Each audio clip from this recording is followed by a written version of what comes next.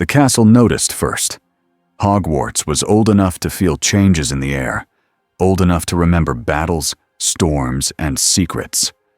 So when the night sky above the tallest tower cracked like glass, the castle did not scream. It tightened its wards. A thin line of light opened over the astronomy tower. It wasn't a spell line. It was not a curse mark. It looked like the world itself had been cut. The line widened, slow and sharp, and cold air spilled through. A figure dropped out of the tear. He did not fall like a normal person. For half a second, he hung in the air, as if he had decided gravity could wait.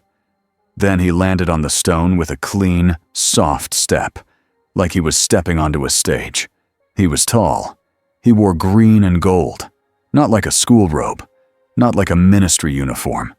His black hair was neat.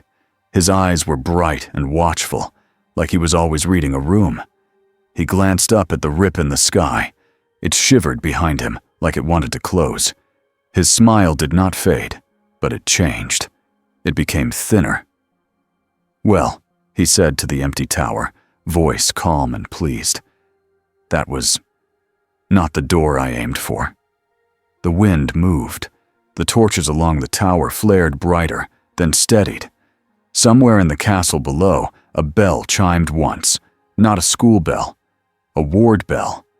The man tilted his head as if he had heard someone whisper, "Ah, so you're listening." He took one step forward. The stone under his boot did not creak. It was like the tower was holding its breath. Then the first human voices found him. Harry Potter had been in the corridor with Hermione and Ron because none of them could sleep. They told themselves it was studying, but the truth was simple.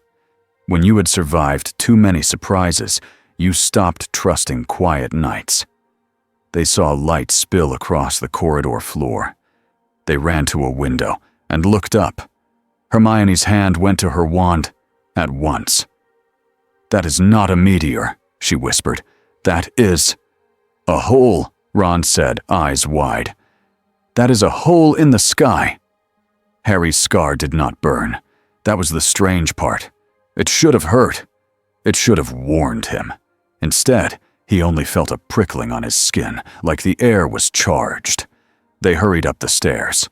Hogwarts, in its usual cruel humor, moved one staircase while they ran. Ron yelped as it swung away. "Oh, come on!"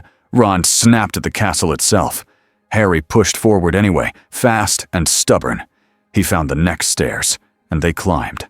By the time they burst into the tower doorway, the man in green had already turned toward them, like he had been expecting an audience. He spread his arms slightly, not open like a friend, but open like a performer. "Hello," he said, bright and smooth. "You seem lost." Harry did not lower his wand. "Who are you?" The man's eyes flicked to the wand tip with quick interest. Then he looked back at Harry's face, and the smile deepened, like he had just found a secret. "You," he said, softly. "That is an interesting look. The boy with the weight on his shoulders." Hermione stepped in front of Harry without thinking. "You can't be here. This is Hogwarts School of Witchcraft and Wizardry." The man blinked once. "Is it?" Ron swallowed. "And what are you supposed to be? Some kind of weird professor?" The man chuckled. "Professor? No, He paused, like he was choosing his next words carefully.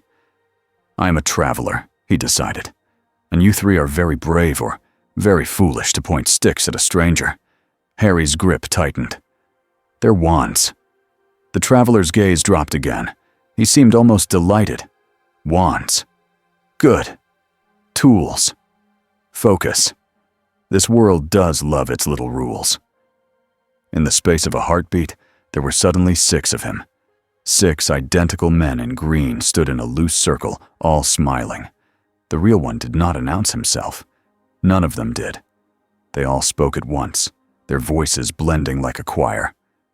"Now," they said, "which one of you is going to do something clever?" Ron made a strangled noise.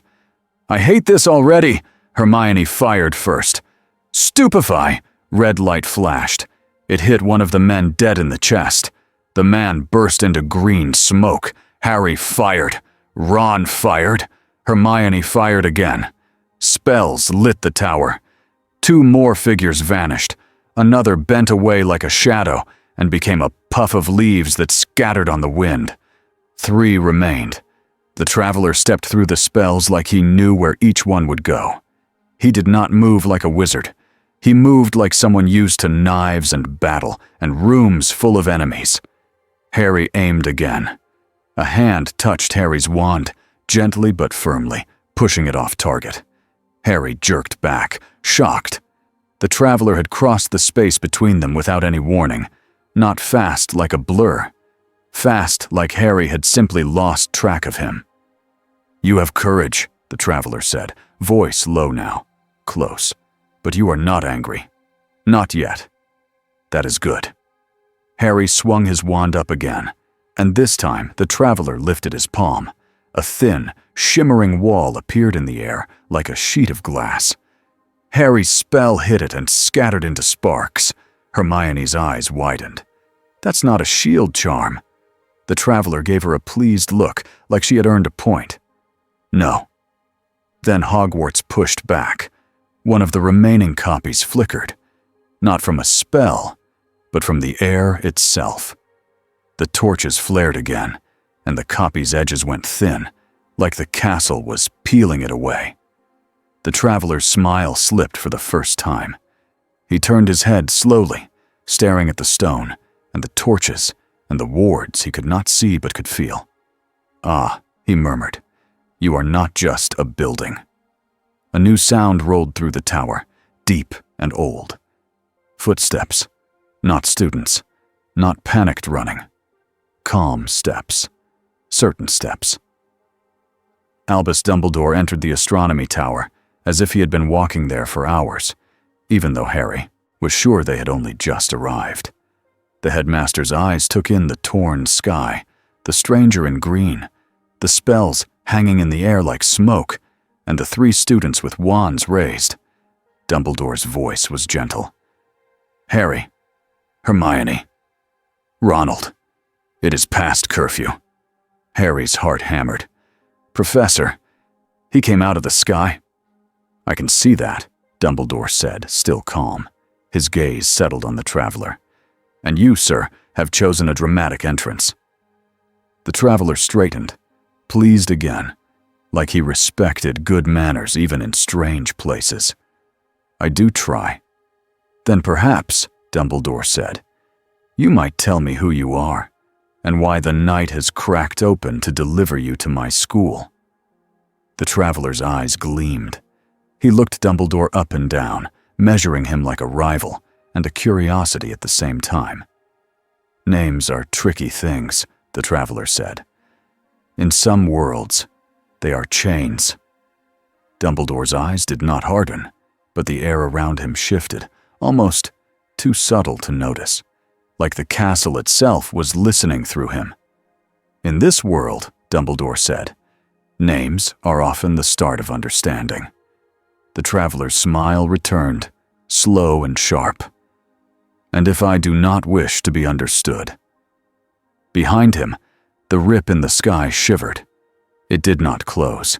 It widened, just a finger's width, like something on the other side had pressed close to the opening and was testing it. The traveler glanced back once, and for the first time there was no joke in his face. Then he looked at Dumbledore again and said, lightly, as if nothing was wrong at all, "Tell me, Headmaster, who built the cage you live in?" Dumbledore did not answer that question on the tower. He chose instead to move the problem somewhere safer. He raised his wand, not pointing it at the stranger's heart, but holding it at his side in a way that promised he could lift it fast if he needed to. "The wind is cold," Dumbledore said, "and my office is warmer. If you will come with me, we can speak without waking the whole castle." The stranger's eyes flicked to Dumbledore's wand, then to Harry's, then to Hermione's careful stance, then to Ron's trembling grip. He smiled as if he approved of all of it. "Very well," he said. "Lead the way." Harry did not like how easily he agreed. As they walked, the castle did what it always did. It watched. It shifted. It made sure the hallways were not simple. The stranger in green tried to match Dumbledore's calm pace, but Harry noticed the tiny signs that he was learning. His eyes tracked every portrait, every torch, every suit of armor. When a portrait of a stern witch leaned out of her frame and shouted, "Students in the corridor, again." The stranger paused like he had been insulted. He turned to the painting and drew himself up, ready for a grand line, his voice already rising in that smooth, commanding way. "I am." The portrait cut him off. "You are tracking mud on my frame," she snapped, and then she turned away. Ron made a choking sound that might have been a laugh. The stranger froze for a heartbeat. Harry saw it clearly. He did not like being interrupted. But then the stranger let out a short, sharp chuckle, as if the castle had scored a point, and he could respect that. "Oh," he said quietly, "this place had spirit." Dumbledore's eyes twinkled, but he said nothing. They reached the gargoyle. It moved aside with a grind. The stranger stepped into the spiral staircase and looked up at the moving stairs inside the moving stairs. For the first time since he arrived, he looked truly impressed. "A living castle," he murmured, "and a school. You train children inside a fortress that thinks." "A fair description," Dumbledore said. They entered the office. Fawkes the Phoenix watched from his perch. Silver instruments whirred softly. Portraits of old headmasters pretended to sleep while listening hard. The stranger took 2 steps in and stopped, as if he had hit an invisible line. Not a barrier that pushed him back, a line that made the air feel heavier. He lifted his hand, palm open. A small spark of green light flickered above his fingers. It was not a wand spell. It was not a charm with a Latin name. It was something older, shaped by will. The spark tried to float forward. One of the silver instruments on Dumbledore's desk spun sharply, and the spark went out like a candle in rain. The stranger's eyebrows rose. Dumbledore watched him carefully. "You carry magic," Dumbledore said, "but not the sort we teach." The stranger looked at the desk again, then at Fawkes, then at the portraits. "It is not just your tools," he said. "Your world has rules. They press on me." Harry stood near the door, wand still in his hand. Hermione stood beside him, her face tight with focus. Ron hovered behind them, trying to look brave and failing. Dumbledore held up a hand, a gentle signal. "You may lower your wands." Harry did not. The stranger noticed and smiled at him like he enjoyed the defiance. "Wise," he said to Harry. "Never surrender your advantage." Dumbledore moved to his desk and sat. He did not offer the stranger a chair at once, not as a punishment, as a test. The stranger did not ask. He simply made a chair appear behind him and sat smoothly, like he owned the room. Hermione's mouth fell open. "You didn't use a wand." The stranger glanced at her. "Why would I need a stick?" Harry's cheeks warmed with anger. "It's not a stick." The stranger's smile widened, like Harry had just played his part perfectly. "Of course it isn't." Dumbledore's voice stayed calm. "You are not here by accident." The stranger leaned back. "On that, we agree." Dumbledore turned slightly. One of the instruments on his desk slid forward and hummed. The stranger watched it. "A scanner," he guessed. "You want to measure what I am." Dumbledore's eyes did not blink. "I want to understand what kind of danger I must protect my students from." The word protect landed like a stone. The stranger's smile did not vanish, but his eyes sharpened. "You assume I am the danger?" "I assume nothing," Dumbledore said. "I prepare for everything." In one corner of the office, a portrait coughed loudly. "I've seen men like him," said a grumpy old headmaster portrait, eyes half open. They smile while they sharpen knives. The stranger turned his head slowly. And I've seen men like you, he said, voice smooth. They talk while they build cages. The portraits murmured. Harry felt the room grow tense. It was not just fear. It was attention, focused like a spotlight. Dumbledore did not rise to the insult. He asked simply, "Where did you come from?" The stranger's eyes flicked away for the first time, just a little. "A long way," he said. Dumbledore waited. The stranger sighed, dramatic, like he was annoyed he had to explain anything. "Fine," he said. "Here are the simple pieces, because I can see you value simple pieces." He held up one finger. "I was raised in a palace." Second finger. "I was always second." Third finger. "I learned that if you cannot be loved, you can still be feared." Fourth finger. "I learned magic that does not need permission." Fifth finger. "And I have been betrayed by the people who claimed to be my family." He let his hand drop. Harry heard the honesty in it. Not full truth, maybe, but real enough to sting. Hermione swallowed. "That doesn't tell us who you are." The stranger looked at her. "It tells you what I am." Dumbledore's gaze stayed steady. "And what do you want?" The stranger's lips parted, as if he had been waiting for that. Then he paused, and Harry saw it again. The flicker of something behind the performance. Not fear. Not exactly. Hunger. The hunger of someone who hated being trapped and hated being bored even more. "I want," the stranger said, "to know where I am. I want to know what cracked reality open. I want to know why your castle thinks it can tell me no." Ron blurted, "Because it's Hogwarts." The stranger looked almost amused. A proud home. "Good." Dumbledore leaned forward slightly. "If you will not give your name, then we will call you something until you do." "I am not a pet," the stranger said, smile sharp. "No," Dumbledore agreed, "but you are a guest, and guests in my school follow rules." The stranger's eyes narrowed. "Rules," Dumbledore nodded. "No harming students, no leaving the grounds alone, no tampering with the castle's protections." The stranger leaned back in his conjured chair, as if the chair itself was a throne. "You are bold," he said, "telling a stranger with strange power what he will do." Dumbledore's voice softened. "It is not boldness. It is duty." Harry watched the stranger's face carefully. He expected anger. Instead, the stranger smiled like he had just been offered a game. "Very well," he said. "I accept your rules." Hermione frowned. "Just like that?" The stranger spread his hands. "Just like that."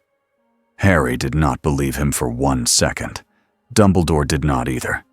But Dumbledore's eyes did not accuse. They only watched. A new voice cut into the room. "Headmaster," said Severus Snape, stepping out from the shadows near the door, as if he had been there the whole time. "You should not keep it here." Harry's stomach dropped. He had not even heard Snape enter. Snape's black eyes fixed on the stranger. There was no curiosity in them, only cold judgment.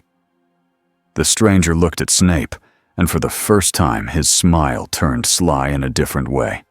"Oh," he said softly, "you're the suspicious one." Snape ignored the comment. "This creature is not a wizard," he said. "It is not human. And it arrived through a tear in the sky over our school. That is not coincidence. That is an attack we do not understand." The stranger's eyebrows lifted. "Creature?" he repeated, amused. "How charming." Snape's lip curled. "Do you deny it?" The stranger's eyes glinted. "I deny nothing. I simply do not care what you call me." Dumbledore's voice stayed steady. "Severus." Snape did not look away from the stranger. "Allow me to test it." Hermione's voice rose, alarmed. "Test him?" Snape's eyes flicked to her with impatience. "Not with spells that harm." With questions. The stranger chuckled. Questions can harm more than spells. Snape's gaze snapped back to him. Legilimency, Snape said. Harry's chest tightened. He knew that word now. Mind magic, thought reading. The stranger's smile did not fade. You want to look inside my head? Snape raised his wand. If you have nothing to hide, you will not resist. The stranger's eyes brightened with something that looked almost like excitement. Oh, he said, I will resist. Dumbledore did not stop Snape, but he did lift one finger in warning. Gently, he said. Snape's wand moved with sharp precision. Legilimens. Harry felt the air tighten. The stranger's eyes went distant for a fraction of a second, like someone had opened a door in his mind. Then the room changed. Not physically, but Harry felt it like a pressure behind his eyes. For a heartbeat, Harry saw something that was not Hogwarts. A huge hall of gold, a long bridge over clouds, a man in shining armor, tall and furious, shouting, and the stranger, this stranger, standing below him, face full of anger and hurt and pride. Then it was gone. Snape's face tightened. His wand hand trembled, just slightly. The stranger leaned forward, voice soft. Careful, he whispered. You might get lost. Snape pulled back sharply, as if he had touched fire. He did not look afraid. He looked offended. That is not a mind, Snape said, voice low. It is a maze. The stranger smiled wider, pleased. I have had practice. Dumbledore watched them both, his calm mask still in place, but Harry could feel the shift in the room. This was not just strange magic. This was power with history behind it. What did you see? Hermione asked Snape. Snape's eyes flicked to Dumbledore. Enough, he said. And not enough. The stranger leaned back again. Now, he said lightly, are we finished with the rude greetings? Or do you have more ways to poke at me? Dumbledore spoke before Snape could. You have answered some questions, he said, but not the most important one. The stranger raised an eyebrow. And what would that be? Dumbledore's voice was kind, but it held steel. Why did the tear open at Hogwarts?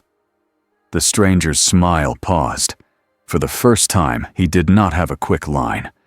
Then he said slowly, because something pulled, and something pushed. I do not yet know which side wanted me to fall. That answer sat heavy. Harry glanced at the window. The night outside looked normal now, but he could not forget the crack in the sky, the way it had widened again, as if someone had pressed close. Dumbledore rose. Until we know, he said, you will remain here under watch. The stranger's eyes narrowed again. Watch, he repeated. Yes, Dumbledore said. Not as a prisoner. As a risk. The stranger stood, smooth as a snake. Fine, he said. But understand this, Headmaster. I do not like cages. Dumbledore looked at him quietly. Then you will understand why I built mine. The stranger blinked. Then he laughed, short and sharp, like Dumbledore had finally spoken his language. Very well, he said.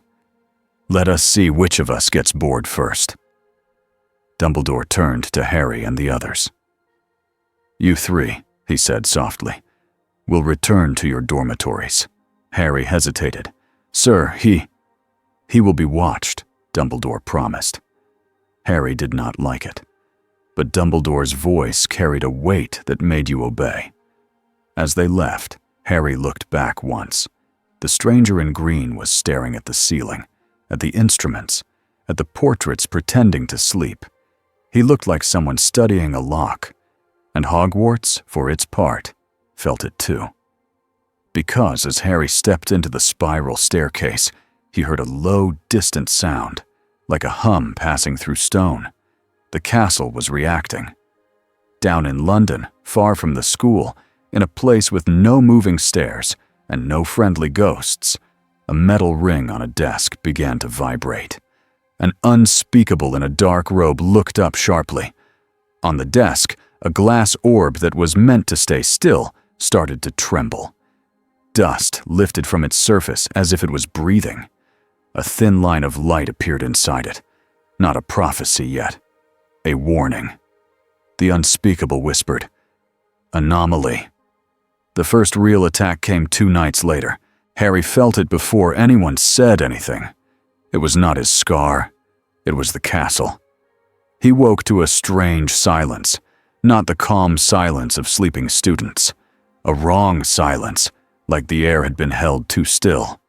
He sat up in bed, heart pounding, and saw Ron already awake, eyes wide. "You feel that?" Ron whispered. Hermione was already out of bed, pulling on her robe. "Yes," she said, voice tight. "Something's happening." They hurried out, and as they ran through the corridor, they saw other doors opening. Students peered out, frightened and confused. A shout echoed from below. "All students back to your common rooms." It was Professor McGonagall's voice, sharp and commanding. Harry ran anyway. He should not have. He knew that. But Harry Potter had never been good at listening when danger called. They reached a window that looked out over the Quidditch pitch. The sky was dark, clouds pressed low, and around the pitch, torches burned in a strange pattern, not the normal pitch lights. These were green flames that did not flicker like fire. Figures moved in black cloaks at the edge of the field. Death Eaters. Harry's stomach dropped. Hermione grabbed his sleeve. "We have to get someone," she hissed. Ron's voice shook. "They're on school grounds." Harry's eyes locked on the pitch. The torches were not random. They were placed like a circle, like a net. At the center of the pitch, right where the grass was flat and clear, stood the stranger in green.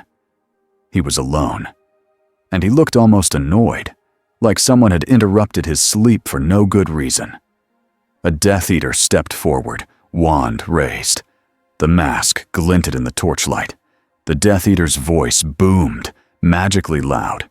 "You, outsider, you will come with us."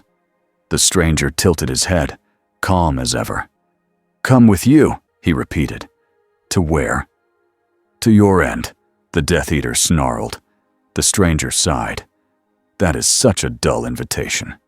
He glanced around the circle, counting torches, measuring distance, watching the way the green flames leaned inward like they wanted to bite. "A cage," he said softly. "You've built a cage." Harry watched his face.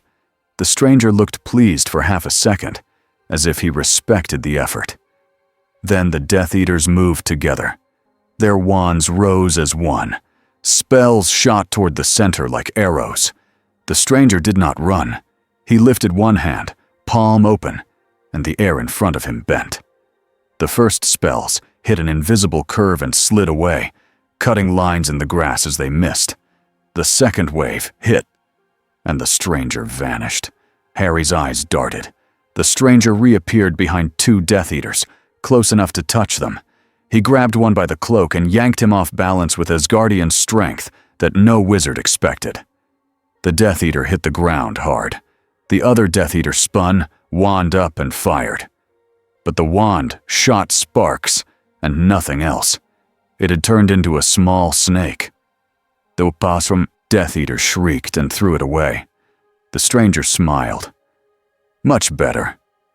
More spells flew. The stranger flicked his wrist, and the air filled with copies again. 8, then 12, each moving in a different direction, each drawing fire. The Death Eaters cursed and fired wildly. Some spells hit copies that burst into smoke. Some hit the ground. Some hit nothing at all. But the circle of green torches pulsed. Hermione gasped. "They're using the field itself. It's like a trap spell, but bigger." The green flames rose higher. They formed thin lines of light between torches, linking into a dome. The dome snapped shut. The stranger's copies flickered. Several broke apart at once, like the air inside the dome hated lies. The stranger's smile finally faded. "Oh," he said, voice low. Now that is interesting. Inside the dome, the space seemed to press inward, like the air had weight. The grass bent. The torch flames leaned toward him like hungry mouths. A Death Eater's voice rang out. "Hold the net. Do not let it escape." "Escape," the stranger repeated, amused again. "You are very sure this is your hunt?" He raised both hands. Green light spilled from his fingers, not bright like a spell burst, but steady like a controlled force. The dome shook. The Death Eaters strained. They chanted together, their voices rough and harsh. The dome held. The stranger's eyes narrowed. He pushed harder. The dome creaked like stone under pressure. Then, something else happened. From the stands, a new wave of magic hit the dome, clean and sharp. The green flames flickered. McGonagall stood at the edge of the pitch, wand raised, face fierce. Behind her were other teachers, Flitwick small but steady, Sprout tense, and Snape like a blade in black. Dumbledore stood slightly apart. He did not fire at once. He watched. He watched the dome. He watched the Death Eaters. He watched the stranger in green, like he was learning the shape of the problem. Then Dumbledore raised his wand. A single spell shot out, pale and bright, and struck the ground between two torches. The earth lifted, not as dirt, but as stone, like the ground itself had decided to rise. A wall formed, breaking the line between torches. The dome shuddered. The Death Eaters shouted in alarm. The stranger looked at Dumbledore, and for the first time that night, his face showed real respect. "You," he said softly. "You understand structures." Dumbledore's voice carried across the pitch, calm and clear. "Leave," he commanded the Death Eaters. "Now!" A masked figure laughed. "You cannot stop what has begun." The dome pulsed again. The green flames flared. The stranger's eyes flicked up, as if he felt something beyond the net. Harry felt it too. The air above the pitch thinned, not like a crack in the sky this time, like a door being forced from the other side. Hermione's voice shook. "Harry, that feels like the tear again." Inside the dome, the stranger moved. He did not waste time on copies now. The dome had shown him its rule. It punished lies. It hated illusions. So he changed tactics. He stepped forward and punched the air. Not a normal punch. The force in his blow was backed by magic, a solid shove against the net itself. The dome shook hard enough that the grass rippled. The Death Eaters staggered. The stranger thrust both palms outward.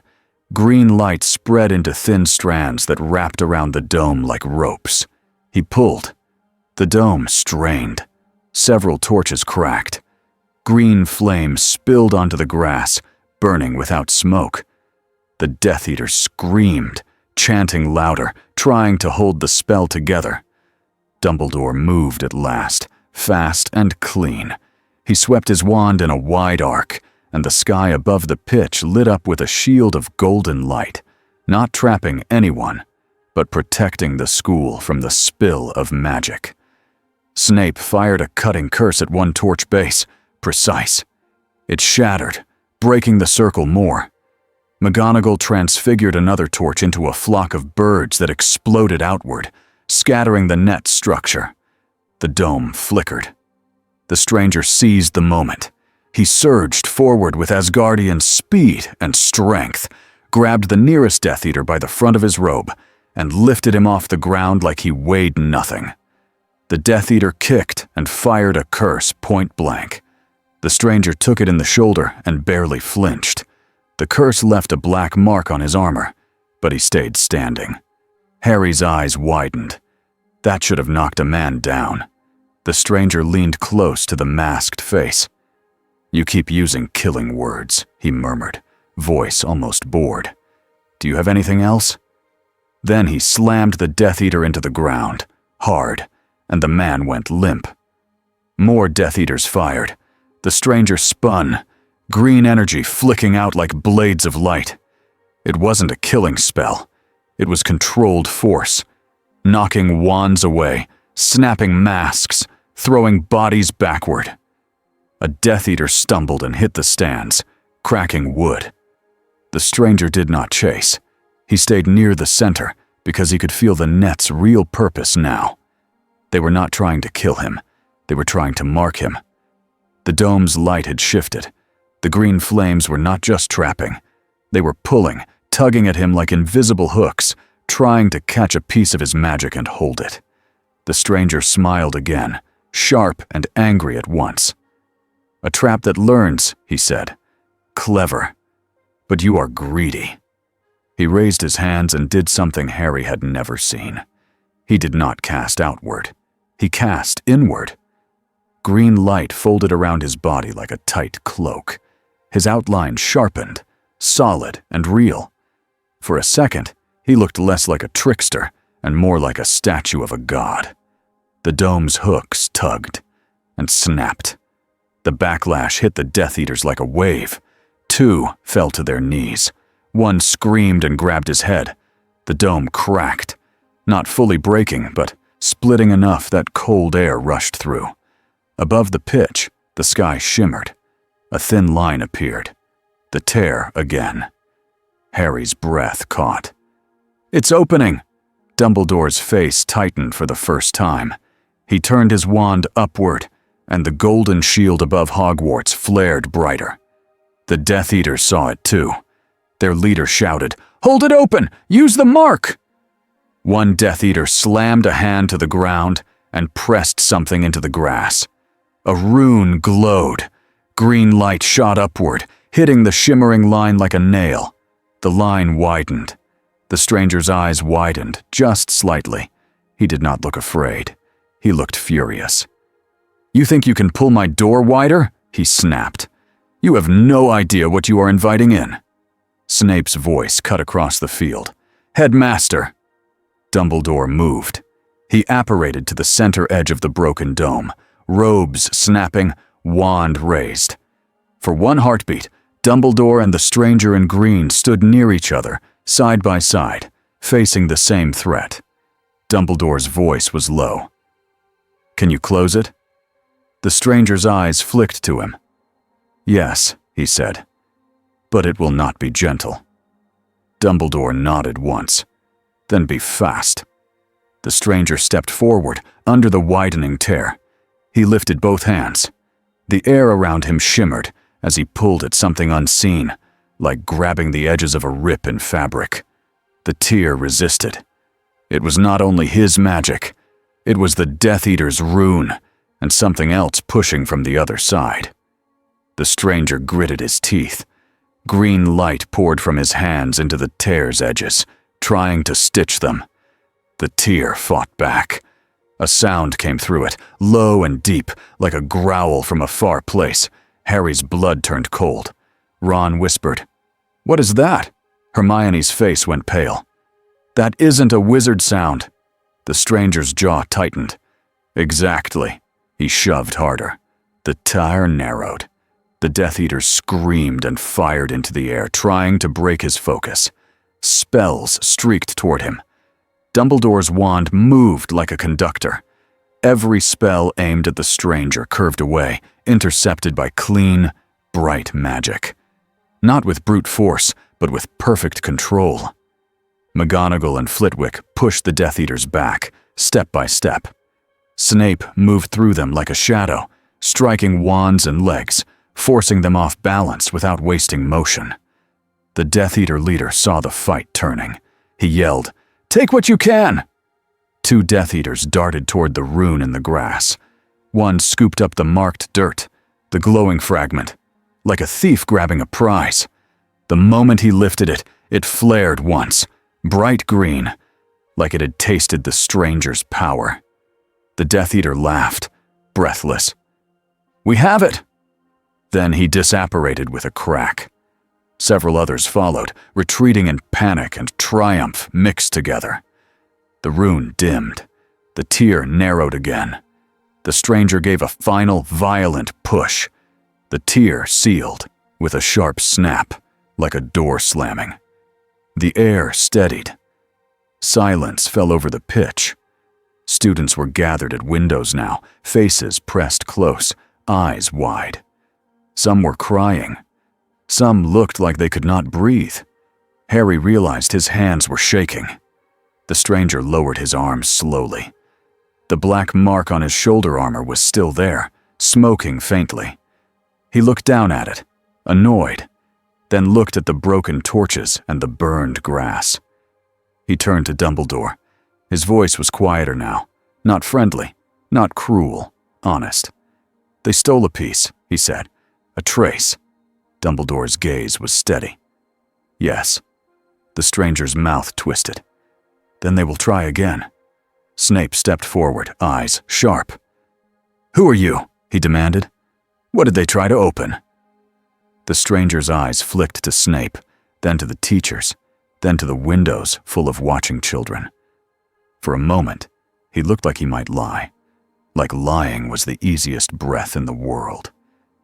Then he glanced at the sealed sky, and something hard settled behind his eyes. "You're playing with doors you do not understand," he said.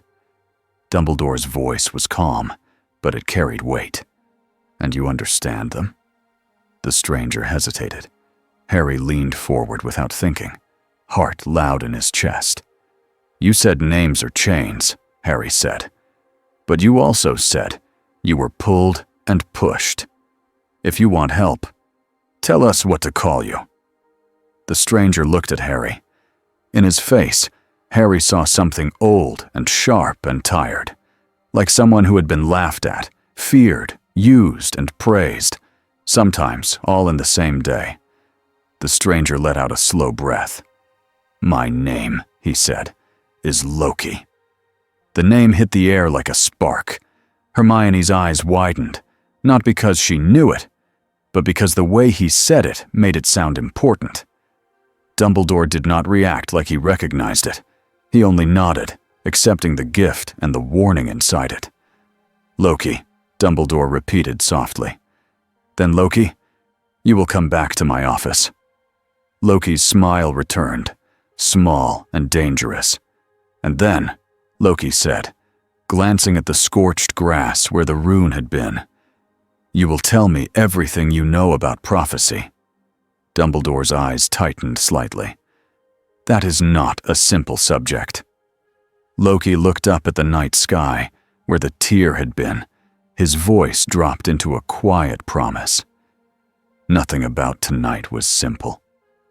Far away, in the darkness beyond Hogwarts, a cloaked figure held a small, glowing fragment in his hand. The green light inside it pulsed like a heartbeat. And in a place even deeper than the Ministry, where the world kept its oldest secrets, something answered that pulse. Not a human voice, not a wizard spell. A soft, hungry attention turning toward Hogwarts at last. Morning came like it always did at Hogwarts. The sun rose, owls flew, plates clinked in the Great Hall. But the grass on the Quidditch pitch was burned in a ring, and the stand still had broken boards. Students talked in tight, excited whispers, like the castle itself might hear them and punish them for being too loud.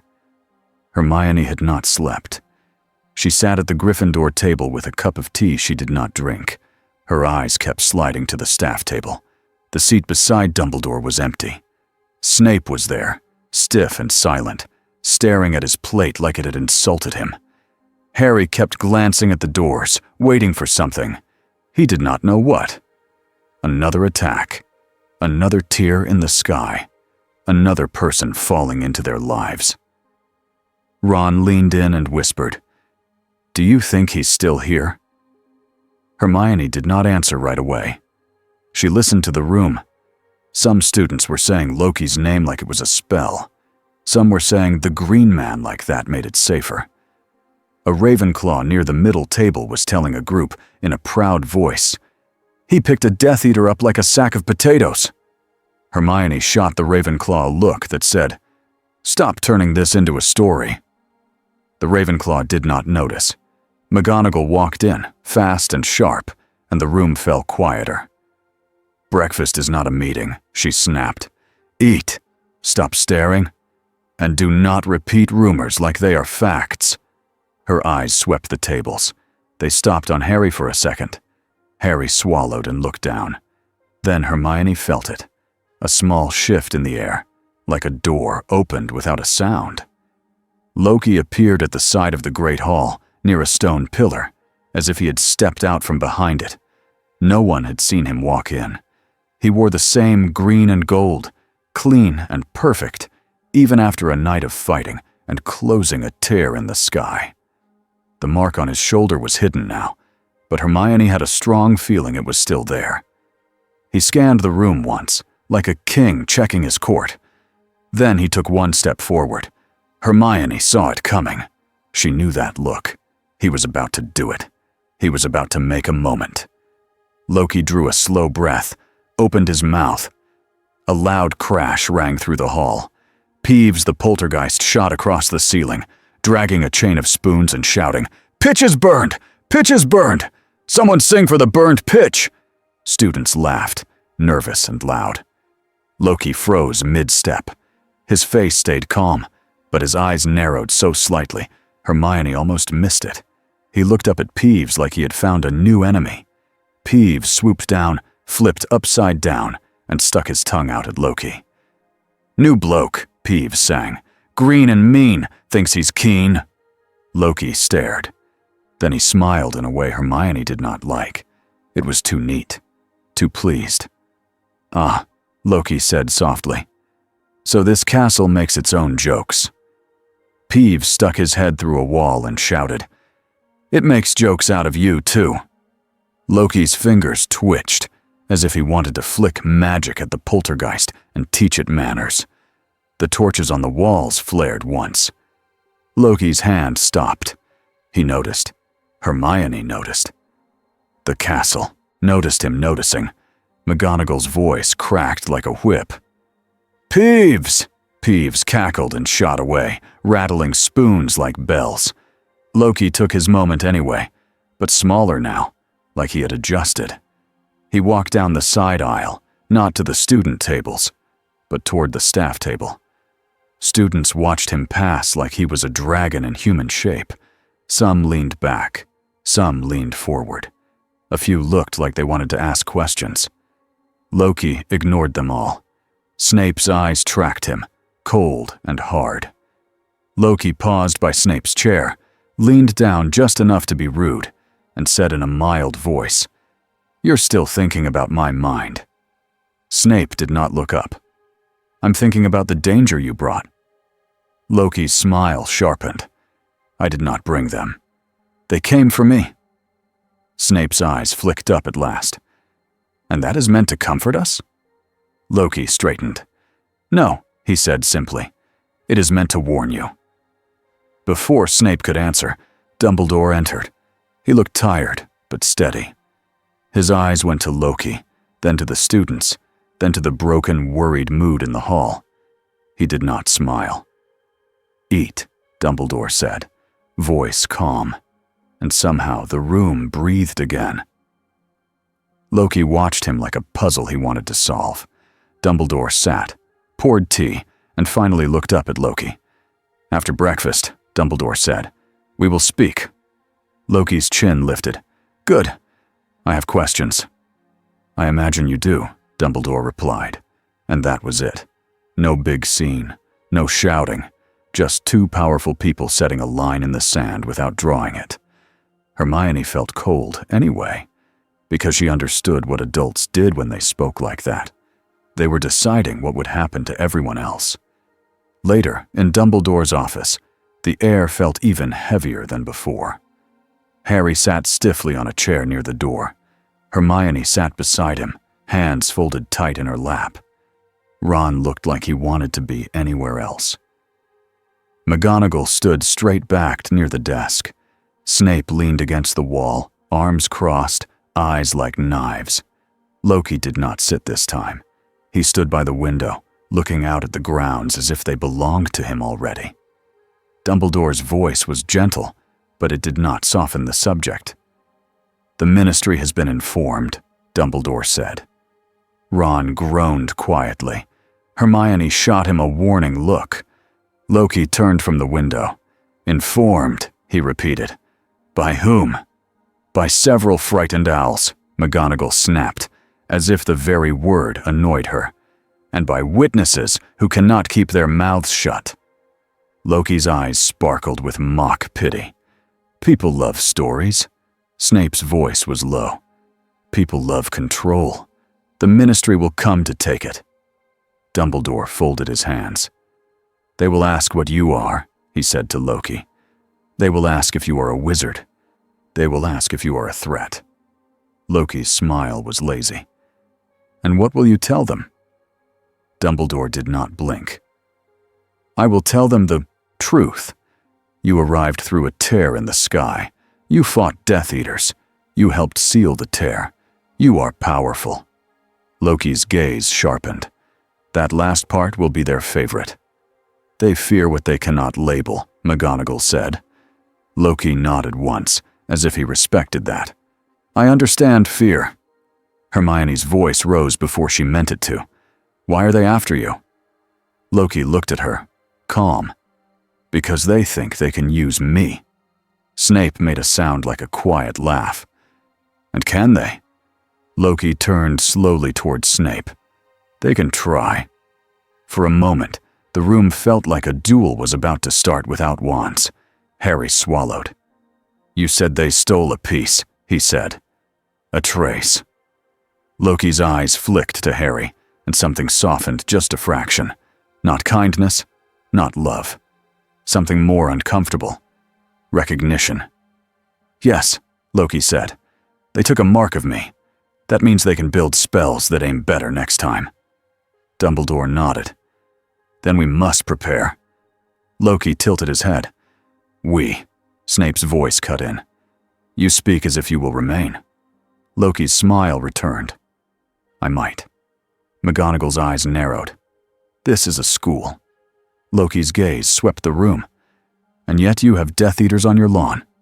McGonagall stiffened. Dumbledore lifted one hand gently. "We will not fight each other," Dumbledore said.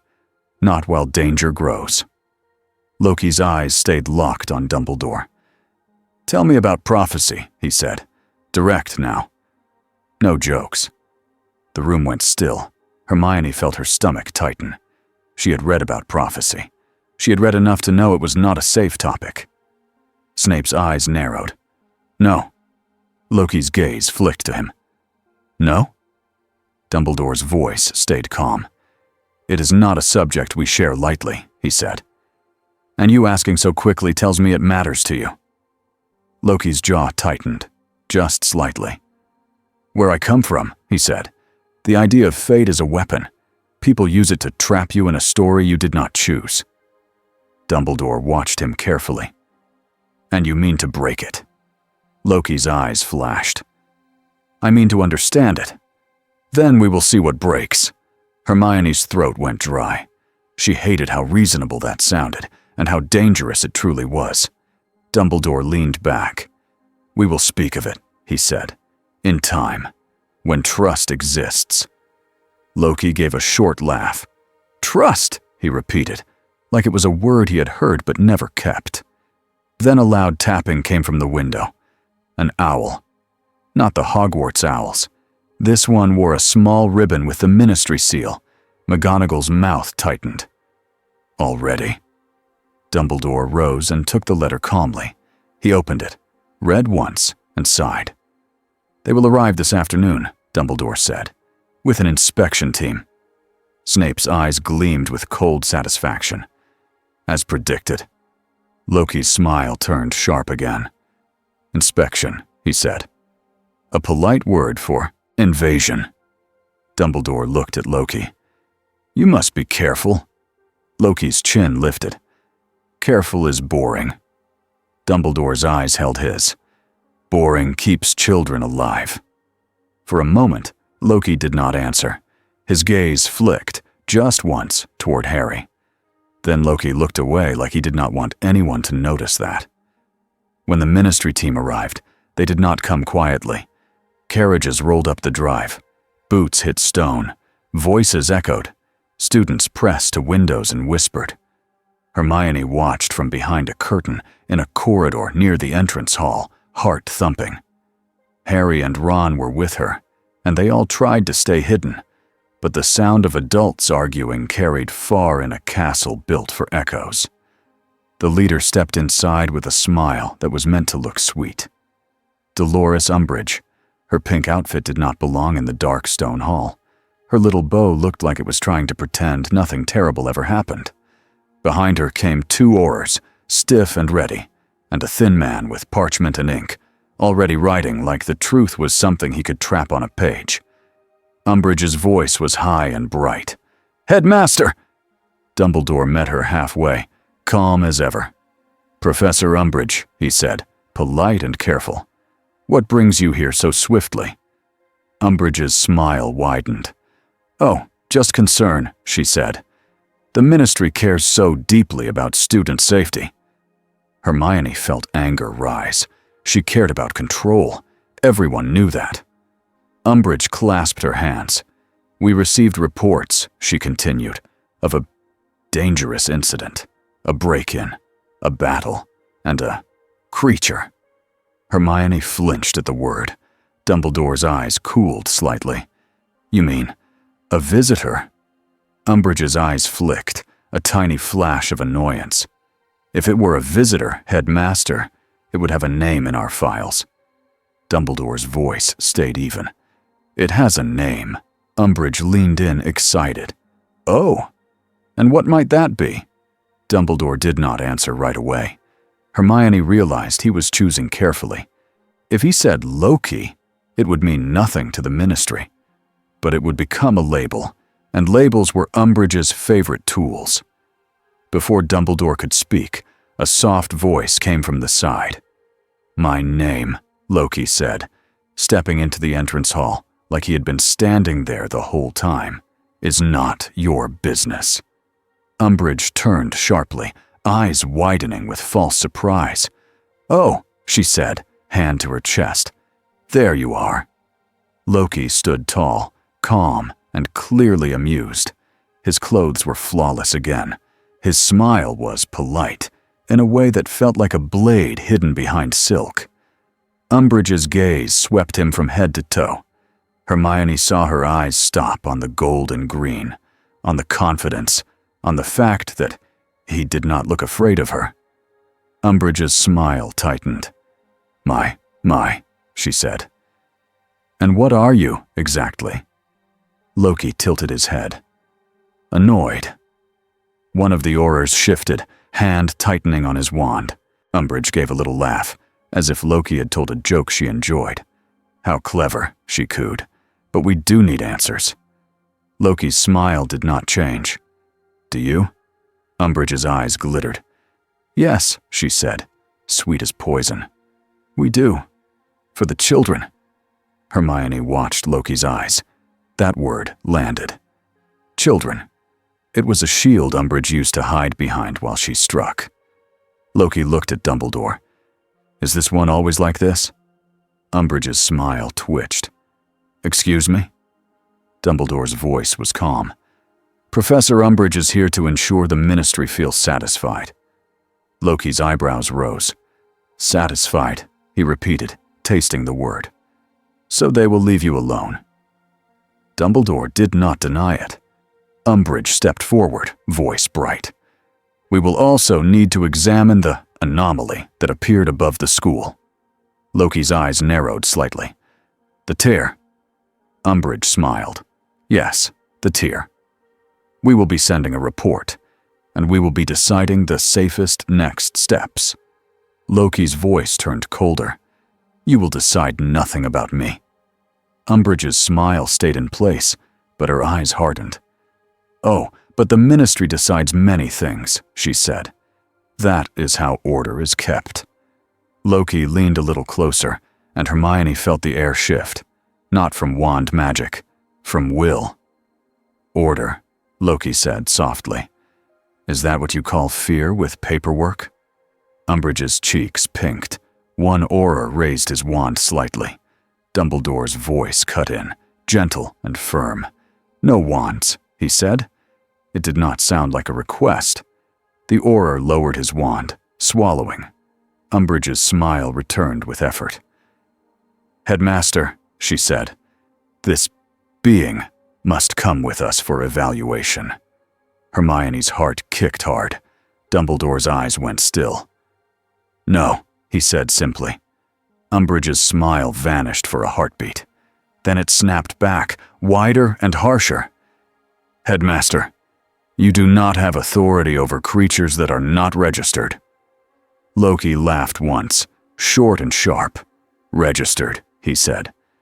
"Do you put stamps on storms as well?"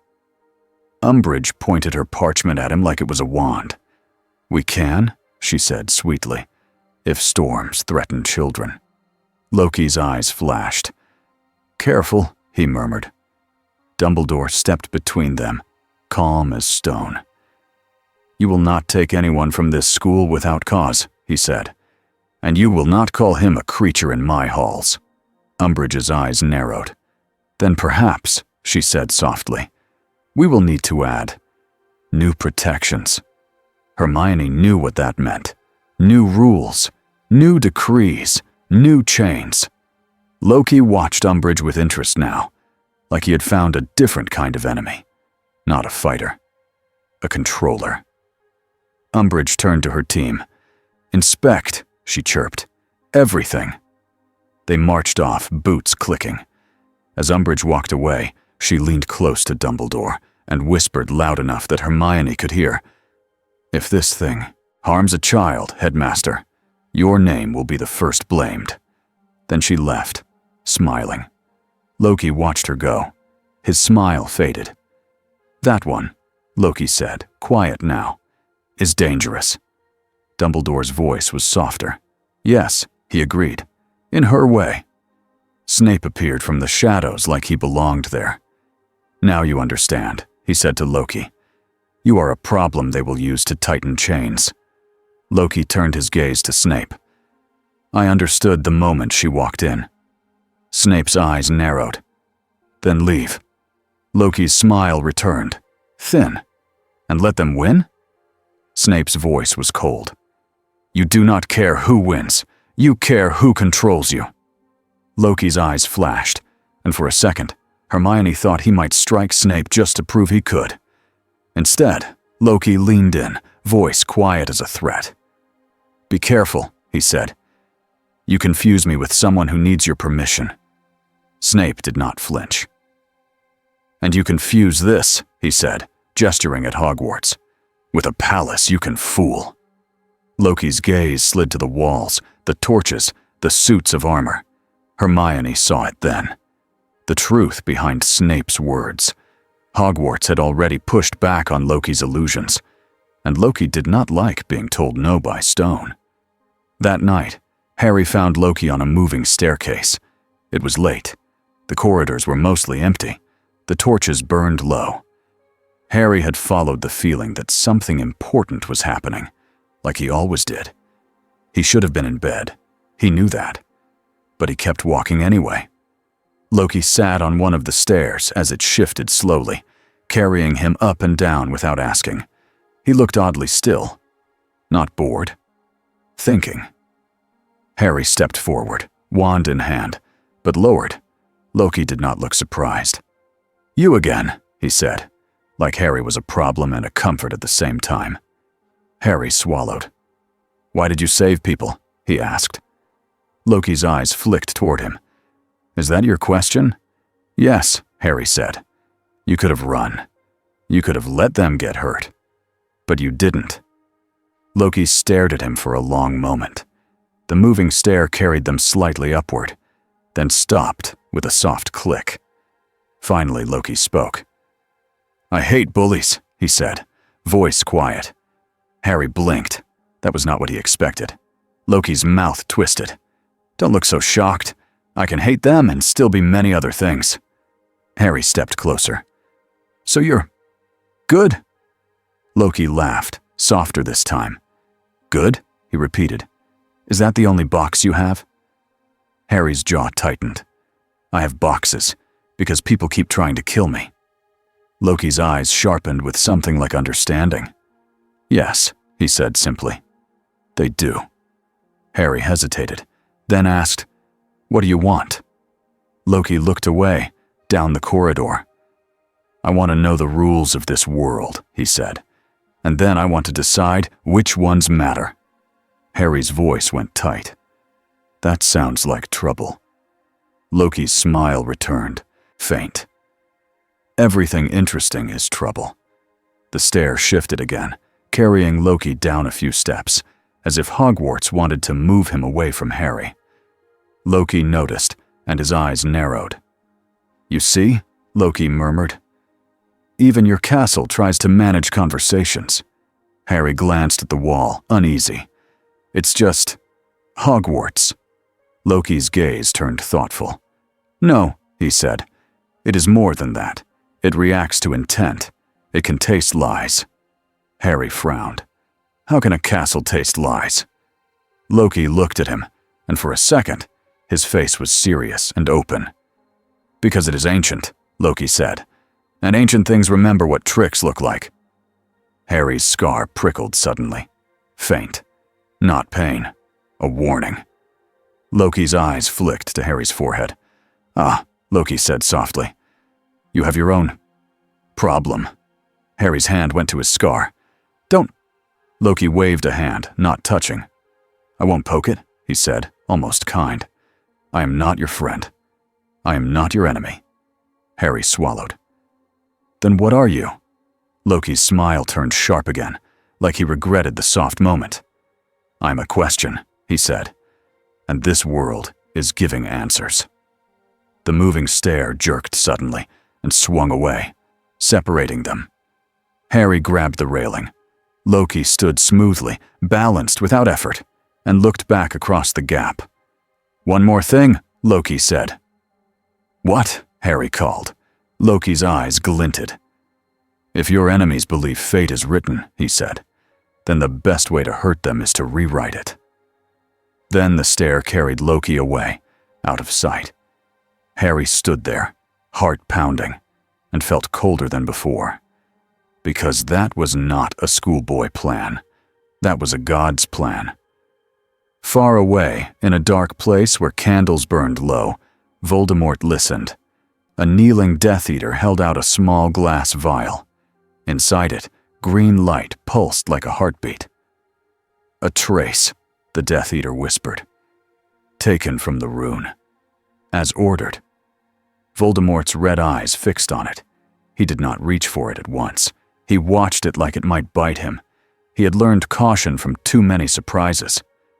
Finally, he lifted the vial with long, pale fingers. The green light inside reacted to him. It pressed against the glass, like it wanted to escape his grip. Voldemort smiled, not warmly, never warmly, but with interest.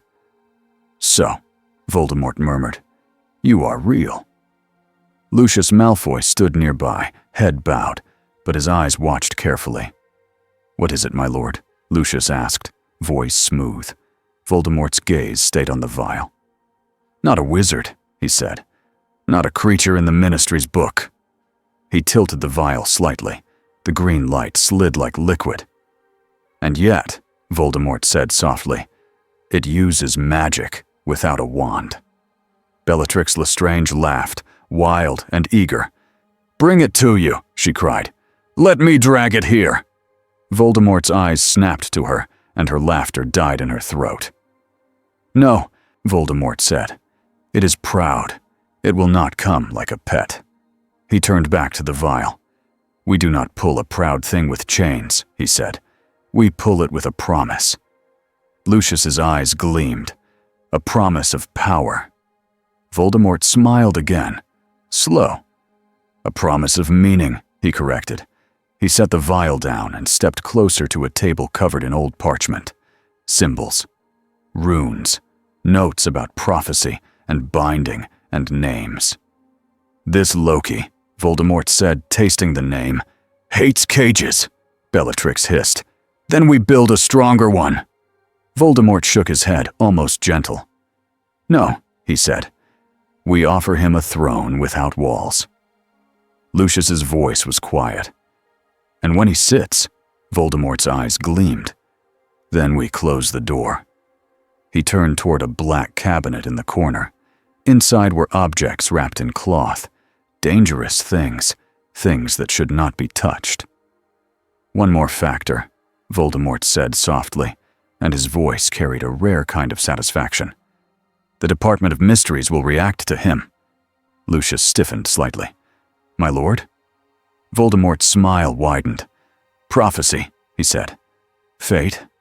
Time. Death." He looked up, eyes bright with hunger. "If Loki came through a tear," Voldemort said, "then the world itself has already moved to meet him."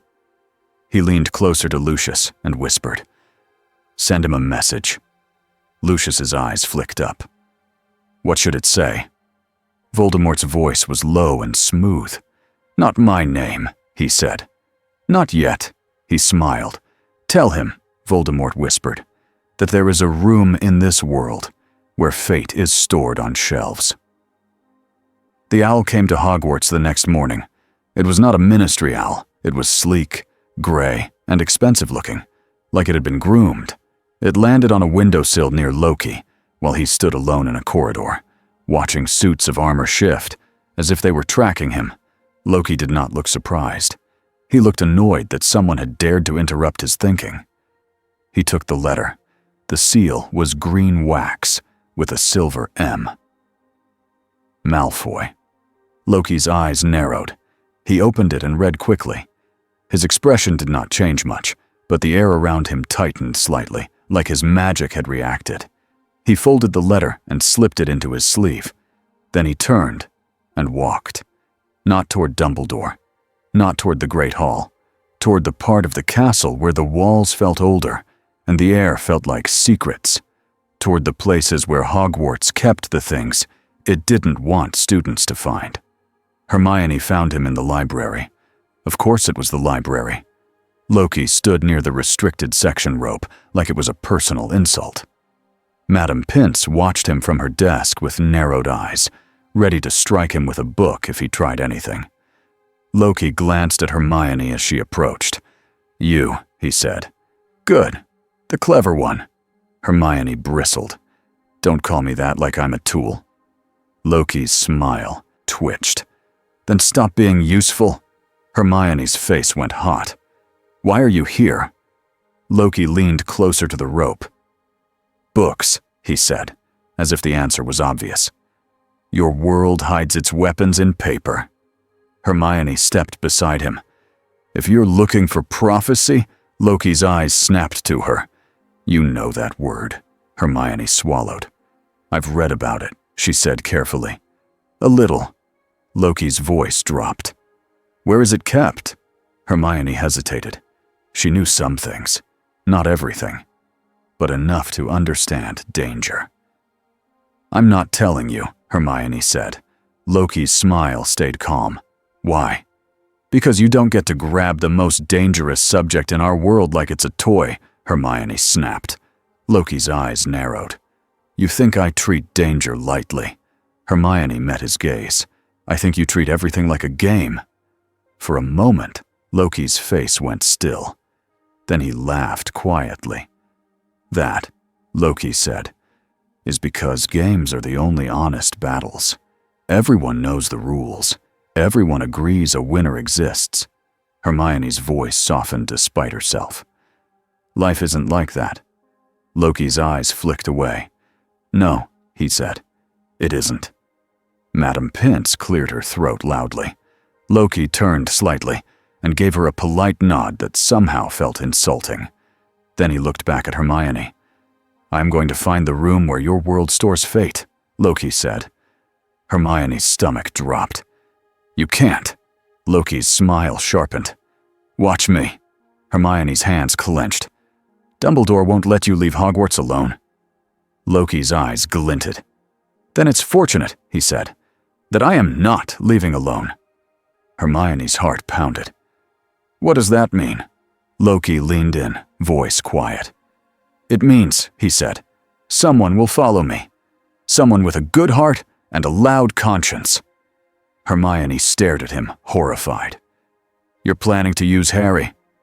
Loki's smile turned thin. "Harry uses himself," he said. "I simply predict it." Hermione felt sick, because he was right. That night, the heist began like a joke. Loki stood in a corridor near a suit of armor and stared at it. The suit of armor stared back. Loki lifted his chin and said in a clear voice, "I require passage." The armor did not move. A portrait on the wall yawned and said, "Get in line." Loki's jaw tightened. He took one breath, opened his mouth to deliver something dramatic. A staircase shifted loudly behind him, slamming into place like it was laughing. Loki turned slowly. The staircase moved again, just slightly, like it was shoving him. Loki stared at it with quiet fury. "Fine," he muttered. "We do it the hard way." He did not throw a tantrum. He did not blast the castle. He adapted. That was the dangerous part. He walked down 3 corridors, turned twice, and stopped near a tapestry.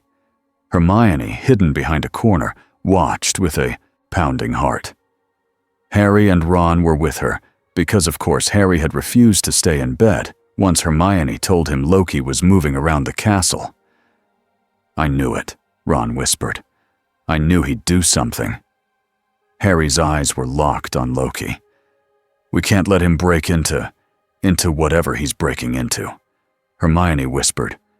"Be quiet." Loki touched the tapestry with 2 fingers. For a second, nothing happened. Then the threads shimmered. The tapestry did not change into an illusion. It did not become a fake door. Instead, it became a real doorway. Like the cloth had always been a door, and only now remembered it. Hermione's breath caught. That was important. He wasn't lying to the castle. He was convincing it. Loki stepped through. Harry moved at once. Hermione grabbed his sleeve. "Wait." Harry jerked free anyway. Ron followed with a frightened grimace. Hermione swore under her breath and ran after them. They slipped through the tapestry doorway, and the air changed. The corridor beyond was not like Hogwarts corridors. It was smoother, darker, and colder. The walls had no portraits, no armor, no comforting noise. Just stone and silence. Loki stood ahead, looking pleased. "You followed," he said without turning around. Harry raised his wand. "Where are we?" Loki glanced back. "Closer," he said. "Not there yet. But closer than your headmaster would like." Hermione's voice shook with anger. "You tricked us." Loki's smile was thin. "No," he said. "I predicted you." Ron whispered. "This feels like a dungeon." Loki nodded. "It should," he said. "Secrets like to live underground." They walked. The corridor twisted. It did not move like Hogwarts stairs. It stayed still, like it was a tunnel built for purpose. Finally, they reached a small stone archway. On the other side was a fireplace. Not a warm one, a cold one. Flew. Hermione's heart dropped further. "You're going to London." Loki's eyes gleamed. "Your ministry," he said, "and the rooms beneath it." Harry's jaw clenched. "We're not helping you break into the ministry." Loki stepped closer, voice quiet. "You already are," he said. Hermione raised her wand. "I'll hex you." Loki looked at her wand, then at her face. "You won't," he said simply. "Not unless I harm Harry. And I am not harming Harry." Harry's breath hitched. He hated that Loki said it like a fact. Loki turned toward the fireplace, took a pinch of flu powder from a jar on the shelf like he had known it would be there, and threw it into the cold grate. Green flames roared. Of course they were green. Hermione almost wanted to scream. Loki stepped into the flames. Then he paused and looked back. His smile returned. Just a little. "Try to keep up," he said. And he vanished into the flue. Harry jumped forward without thinking. Hermione grabbed him again, but it was too late. Harry threw powder and shouted, Ministry of Magic. He disappeared. Ron yelped. Oh, brilliant, he muttered, and went after him. Hermione's chest felt tight. She had no choice. She stepped into the green flames, eyes stinging, heart hammering, and yelled the same destination. The world twisted. Then she fell out onto cold tile. The ministry at night was worse than the ministry in daylight. It felt like a giant empty throat. The fireplaces hissed softly. The air smelled like ink and metal and old worry. Hermione stumbled to her feet and looked around. Harry and Ron were already up, wands out, staring wide-eyed into the dark hall. Loki stood ahead, calm and pleased, as if the ministry was his stage now. You shouldn't be here, Hermione whispered, voice shaking. Loki glanced back. You say that often, he said. He moved forward, fast but controlled, as if he already knew the layout. Hermione realized with a sick feeling that he must have learned it from someone, from Malfoy's letter. They reached the main hall with the big statue, or what should have been the big statue. It was covered in cloth now, like the ministry was hiding its own pride at night. Loki stopped and tilted his head. You hide your idols, he murmured. How humble. Harry hissed, Stop talking. Loki smirked and moved on. They descended. Stairs led down into deeper stone. Hermione had read enough to know what was below the ministry. The Department of Mysteries, the place where adults kept the worst answers. When they reached the black door, Hermione felt her stomach twist. It looked like a simple door, but the air around it felt like warning. Loki stepped close and lifted a hand. He did not cast an illusion. He did not try to lie. He pressed his palm gently to the door. The door shivered. For a second, Hermione thought it would refuse him. Then it clicked. Slowly, the black door swung open. Hermione's breath caught. It let you in. Loki's smile turned satisfied. Fate wants to meet me, he said softly. They entered. The corridor beyond was circular, lined with many doors. Harry's wand shook slightly. Ron whispered, "This is worse than the Forbidden Forest." Loki's voice was quiet now, focused. "Stay close," he said. Hermione stared. "You want us close now?" Loki did not look at her. "This place does not care about you," he said. "It cares about me. That makes you collateral." Hermione's skin went cold at the word. They moved from door to door. Loki listened at one. Inside, Hermione heard ticking, like thousands of clocks. He touched another. Inside, she heard whispers that made her head ache. He touched another.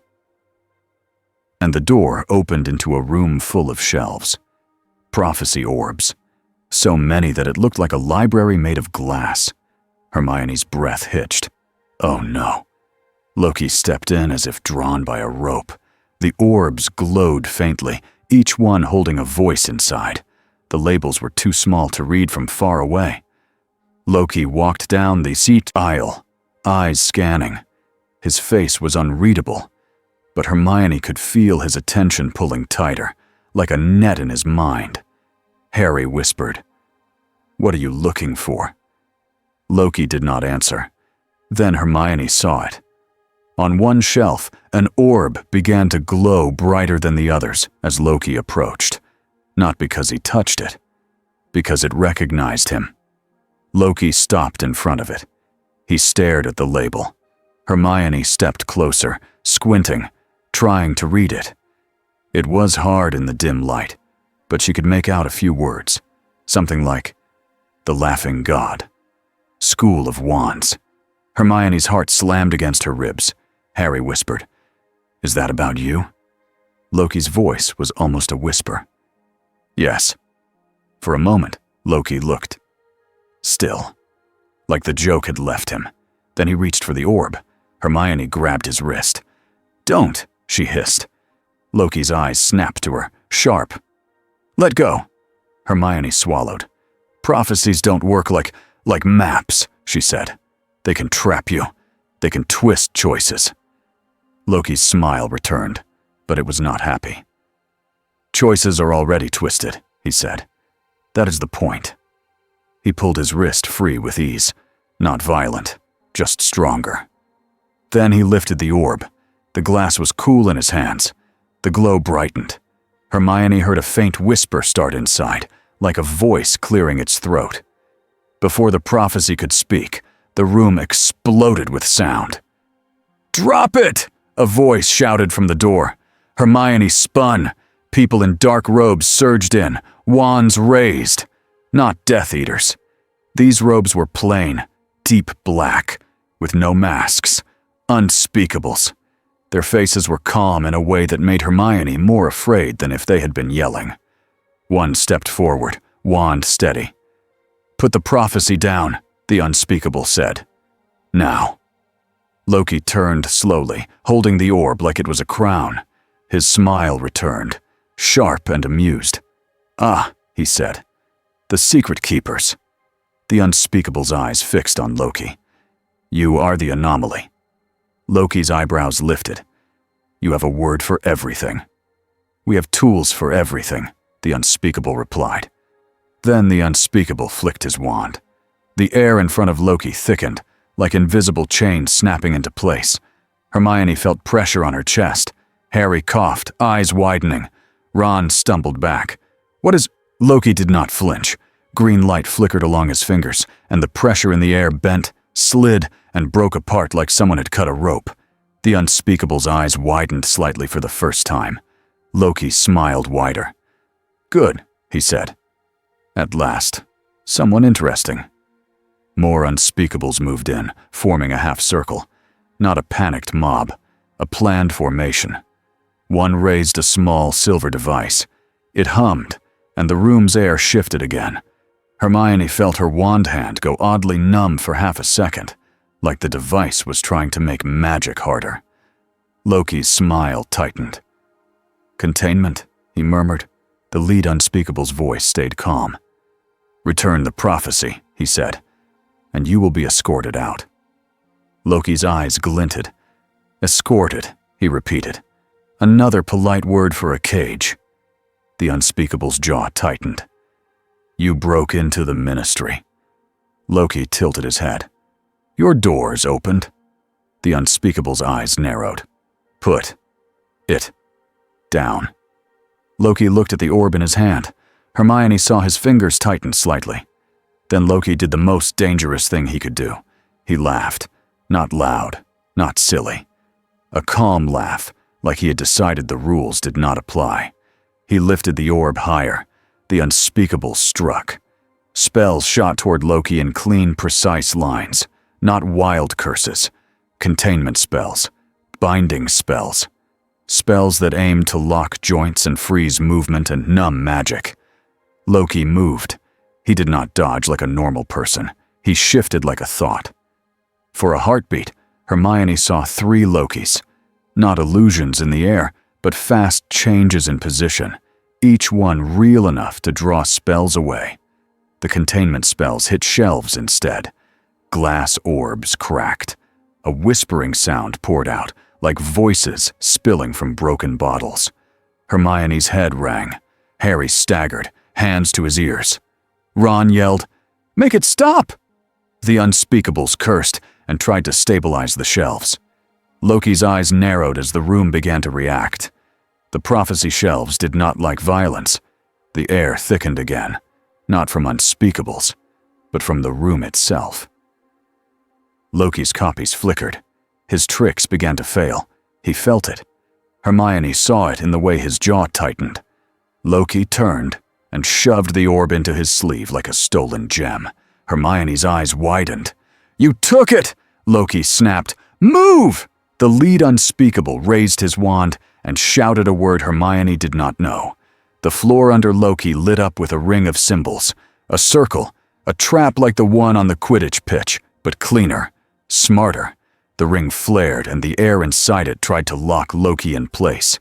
Loki's eyes flashed with anger. Green light erupted from his hands, not wild, but controlled force.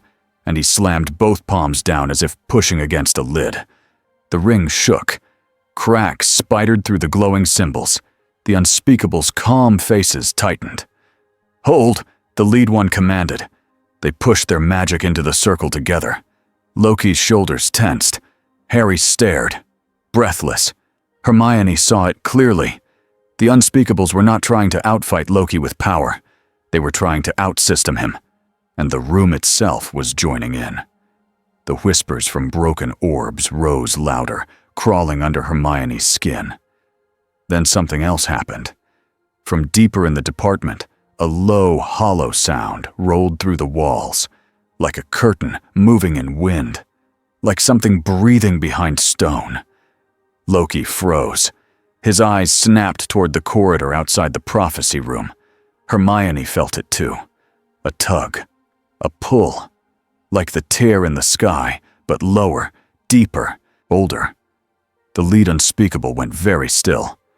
"Veil activity," he said sharply. Harry's scar prickled again, faint but clear. Ron whispered, "Veil." Hermione swallowed hard. "It's something," she whispered. "A doorway. A death doorway." Loki's face hardened, and for the first time since Hermione met him, he looked serious in a way that did not feel like a game. "That," Loki murmured, "is calling me." The circle under Loki flickered. He stopped pushing against it. Instead, he did something different. He stepped with intent, not trying to break the trap by force, trying to change the meaning of the moment. He looked at the lead unspeakable. "If you hold me here," Loki said quietly, "you will lose control of whatever is stirring." The lead unspeakable's eyes narrowed. "That is not your concern." Loki's smile returned, but it was cold. "Everything that calls my name," he said, "becomes my concern." Then Loki slammed his hands outward. Green light surged into the ring's cracks and spread, not as a blast, but as a rewrite. Hermione could not explain it. It felt like Loki was changing the shape of the trap, turning it from a cage into a door. The ring snapped. Loki lunged forward and sprinted out of the prophecy room. Harry ran after him. Hermione grabbed Ron and followed, heart pounding, mind screaming that this was insane. They tore through the circular corridor, following Loki deeper. They passed doors Hermione had only read about. A room where time spun in a glass bell, humming like a living thing. A room where brains floated in green liquid and thoughts whispered like insects. Harry's face went pale as the whispers tried to cling to him. Loki did not slow. Then they reached it. A large chamber, a stone pit in the center, a raised platform, and an old archway with a dark curtain that moved like it was made of shadow and wind. The veil. The air here felt wrong, heavy, hollow. Loki slowed at last, staring. The curtain fluttered, even though there was no breeze. Hermione's stomach turned. The lead unspeakable and his team arrived behind them, wands raised, breathing hard now. The lead unspeakable shouted, "Stay away from it." Loki did not turn. "What is it?" he asked, voice low. "You know what it is," the unspeakable snapped. "It's death." Loki's eyes narrowed. "No," he said. "It is a door." The curtain fluttered again. Hermione heard something in it. Not a voice she understood, but a sound that made her bones feel cold. Harry whispered, "It's like it's whispering." Loki's jaw clenched. "Yes," he said, "and it is not whispering to you." The lead unspeakable took one step forward. "Back away," he ordered. "Now." Loki turned slowly. He stood between the kids and the veil without even thinking. Hermione noticed that too, and it made her feel even more confused. Loki's voice was calm. "Your shelves broke because you attacked," he said. "Your room is stirring because your systems are failing. Let me close this down." The unspeakable's eyes flashed. "You are not authorized." Loki laughed, sharp. "Authorized," he repeated. You people truly worship permission. The lead unspeakable raised his wand. Stun him. Several spells shot toward Loki at once. Loki lifted one hand, and the spells curved away like someone had bent space. They slammed into the stone walls, cracking them. Harry stared, mouth open. Ron whispered, "How is he doing that?" Hermione's mind raced. He was shaping force, not like a shield charm, like he was moving the air itself. Loki stepped backward, closer to the veil, and Hermione's heart jumped. The curtain fluttered harder. The veil reacted to him. The lead unspeakable's face tightened with fear. Now, real fear. "Do not let him touch it!" he shouted. Loki's eyes flashed with anger. "Stop shouting!" he snapped. "Your panic feeds it!" He turned toward the veil again, and for a second his face looked older, tired, like he had seen doors he wished he had never opened. Then he reached out. Hermione shouted, "Loki, don't!" Loki's hand stopped an inch from the curtain. The air around his fingers shimmered. Green light formed, not bright, but dense, like a grip. He did not touch the curtain. He grabbed the space around it and pulled. The curtain bucked like something alive. The chamber shook. Stone dust fell from the ceiling. Harry stumbled, grabbing the railing.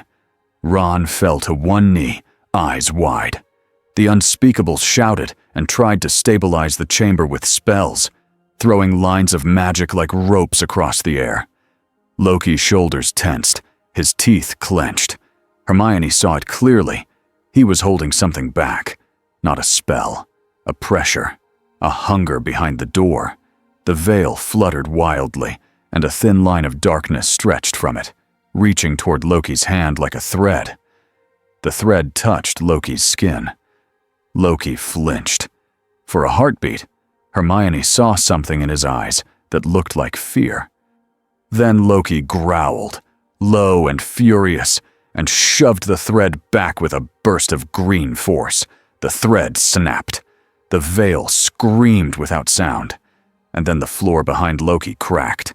A seam opened in the stone, like the chamber itself was splitting. Hermione's breath caught. "It's tearing!" The lead unspeakable shouted, "Containment breach!" The room began to collapse into chaos, not because of fighting now, because the system had been pushed too far. Loki turned, eyes darting, calculating fast. He had two choices. Hermione saw it in the way he glanced toward the corridor behind them. He could run. He could take what he stole and escape, while the unspeakables tried to save the room. Or he could stabilize the breach and risk being trapped in their cage again. Harry's voice rose, desperate. "Loki!" A stone slab broke loose above Ron and started to fall. Hermione reacted first, wand up. "Wingardium Leviosa!" The slab slowed, but it was heavy, and Hermione's arm shook. She could not hold it long. Ron stared up, frozen. Harry lunged to pull Ron out of the way. The slab dropped faster. Loki moved. He crossed the distance in a blink, not as a blur, but as if space had been folded. He shoved Harry and Ron clear with one hand, strong enough to throw them without hurting them. Then Loki raised both arms and caught the slab in midair, not with muscle, with force. Green light wrapped the stone like bands. Loki's jaw clenched. The strain showed now. He was not weak. The room was simply heavy with magic. He pushed the slab aside and slammed it into a safer spot. Hermione's breath hitched. "You saved them!" Loki snapped. "Don't make it sentimental!" The lead unspeakable stared at Loki, shocked. Loki turned toward him, eyes blazing. "If you want control," Loki said, "then help me hold the door shut." The lead unspeakable hesitated for half a second. Then he made a choice. "Stabilize," he commanded, and his team threw spells toward the cracked seam in the floor, reinforcing stone, sealing edges, lowering the pull. Loki stepped closer to the veil again, both hands out. He did not touch it. He shaped the air in front of it like a shield, thick and layered. The veil fluttered, fighting. The chamber shook. Loki's face tightened with strain. Harry crawled to Hermione, eyes wide. He's holding it back! Hermione nodded, throat tight. Yes! The seam in the floor began to narrow, slowly. Then the prophecy orb in Loki's sleeve pulsed. A whisper leaked out, faint but clear enough that Hermione heard one word. Crown. Loki flinched, just slightly. The veil fluttered again, like it liked that word too. Hermione realized with horror what was happening. The prophecy, the veil, the breach. Everything was tying into Loki's desire. His hunger to be more than trapped. His hunger to choose his story. The lead unspeakable shouted, "The orb! It's reacting!" Loki's eyes flashed. He had another choice now. He could keep the orb and let its pull make the veil worse. Or he could give it up. Hermione held her breath. Loki's jaw clenched. His eyes darted to Harry, to the cracked stone, to the unspeakables who had just helped him, to the veil still tugging like a mouth. Then Loki hissed through his teeth, furious, not at them, but at the situation. He yanked the prophecy orb from his sleeve. For a second, it glowed bright enough to light the chamber. The whisper inside grew louder, trying to speak. Loki looked at it like it had betrayed him. Then he did something Hermione did not expect. He slammed the orb onto the stone floor. It shattered. Glass exploded outward. The whispering voice inside cut off mid-word, like a throat closed suddenly. The veil fluttered once, violently. Then it calmed, as if a hook had been removed. The seam in the floor narrowed faster. The chamber steadied. Dust fell, then stopped. Silence came back, heavy and shocked. Harry stared at the broken glass. "You destroyed it." Loki's breathing was hard. He kept his hands up, still holding the air shield in place. "Do not," Loki snapped. "Look so surprised." Hermione swallowed. "Why did you do that?" Loki's eyes flashed. "Because it was trying to right me," he said. "And I do not tolerate that." The lead unspeakable stared at Loki like he did not know whether to thank him or arrest him. "You destroyed ministry property," the unspeakable said stiffly. Loki glared. "Your property almost destroyed your world," he shot back. The lead unspeakable's jaw tightened. Then footsteps thundered in the corridor. More people. Not unspeakables. Wands raised. Cloaks. Masks. Death Eaters. They poured into the chamber, drawn by the chaos. Hermione's blood turned cold. "They followed the breach." The lead unspeakable snarled. "They're here for the veil!" A Death Eater's voice echoed, gleeful. "Open it!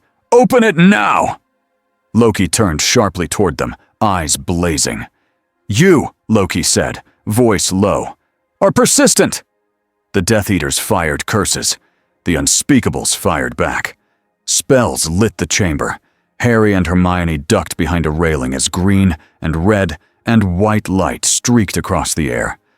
Loki stood in the open, not because he was careless, because he was the strongest wall in the room. He lifted one hand, and a wave of green force slammed into the Death Eaters, knocking 3 off their feet. He flicked 2 fingers, and a Death Eater's mask turned into a lump of clay that stuck to his face. The man screamed, clawing at it. A Death Eater fired a killing curse.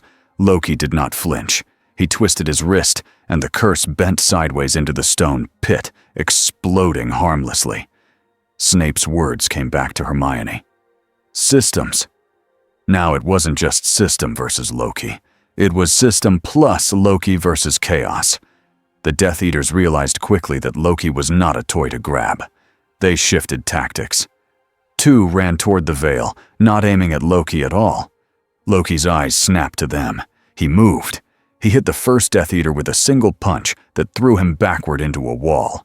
The man dropped, unconscious. The second got 1 step from the curtain. Loki's hand shot out and grabbed his cloak. The Death Eater fired a curse behind him without looking. The curse hit Loki's shoulder. The black mark flared again, smoking. Loki's face tightened in pain for the first time. Then his eyes went cold. He yanked the Death Eater back and slammed him to the ground so hard the stone cracked. The chamber shook slightly from the impact. Harry stared, breathless. He's not even trying to kill them. Hermione nodded, eyes wide. He's controlling it. The lead unspeakable shouted, "Seal the exits!" Two unspeakables ran to the doors, throwing spells that made the black corridor doors slam shut. The Death Eaters began to retreat, realizing the room was turning against them. One Death Eater laughed, even as he backed away. "We saw him," he shouted. "We know what he is now." Loki's eyes narrowed. "No," he said softly. "You don't." He raised his hand and flicked his fingers. The Death Eater's wand twisted, melted, and turned into a metal spoon that clanged on the floor. The Death Eater stared at it in disbelief. Loki's voice was calm and cruel. "Go home," he said, "and tell your master the door is closed." The Death Eaters disapparated with loud cracks. Escaping through magic the unspeakables couldn't block fast enough in the chaos. Then the chamber fell quiet again. The veil fluttered once, gently, like it was settling. Loki lowered his hand slowly. His breathing was still heavy. The black mark on his shoulder smoked faintly. Hermione stepped forward, trembling. "Are you—" Loki cut her off. "Don't," he snapped. "Don't ask if I'm fine." Harry stepped closer anyway. "You saved us." Loki's eyes flicked to him, and for a heartbeat his face softened again, like before on the staircase. Then it hardened. "I saved myself," Loki said. But Hermione noticed the lie, and she noticed something else too. The Department of Mysteries had reacted to Loki like it knew him, like it had been waiting. When they were finally escorted out, it was not gentle. The lead unspeakable kept his wand ready the whole way up, even after Loki had helped seal the breach. They passed the silent halls of the Ministry. Hermione's legs shook from fear and adrenaline. At the atrium, more Aurors waited. Umbridge was not there, but Hermione could almost hear her voice anyway, sweet and sharp. "We must decide the safest next steps." The lead unspeakable looked at Loki, and his calm mask slipped just slightly. "You are not to return," he said. Loki smiled faintly. "You think you can stop me?" The unspeakable's eyes hardened. "We will try." Loki's smile widened. "Good," he said. "Trying is honest." They shoved flu powder into Harry's hands, into Hermione's, into Ron's. "Go!" an Auror snapped. "Now!" Hermione turned once before stepping into the flames. She saw Loki standing tall in the atrium, surrounded by wands, still looking like he belonged anywhere he chose. And she saw something else. People were watching from balconies.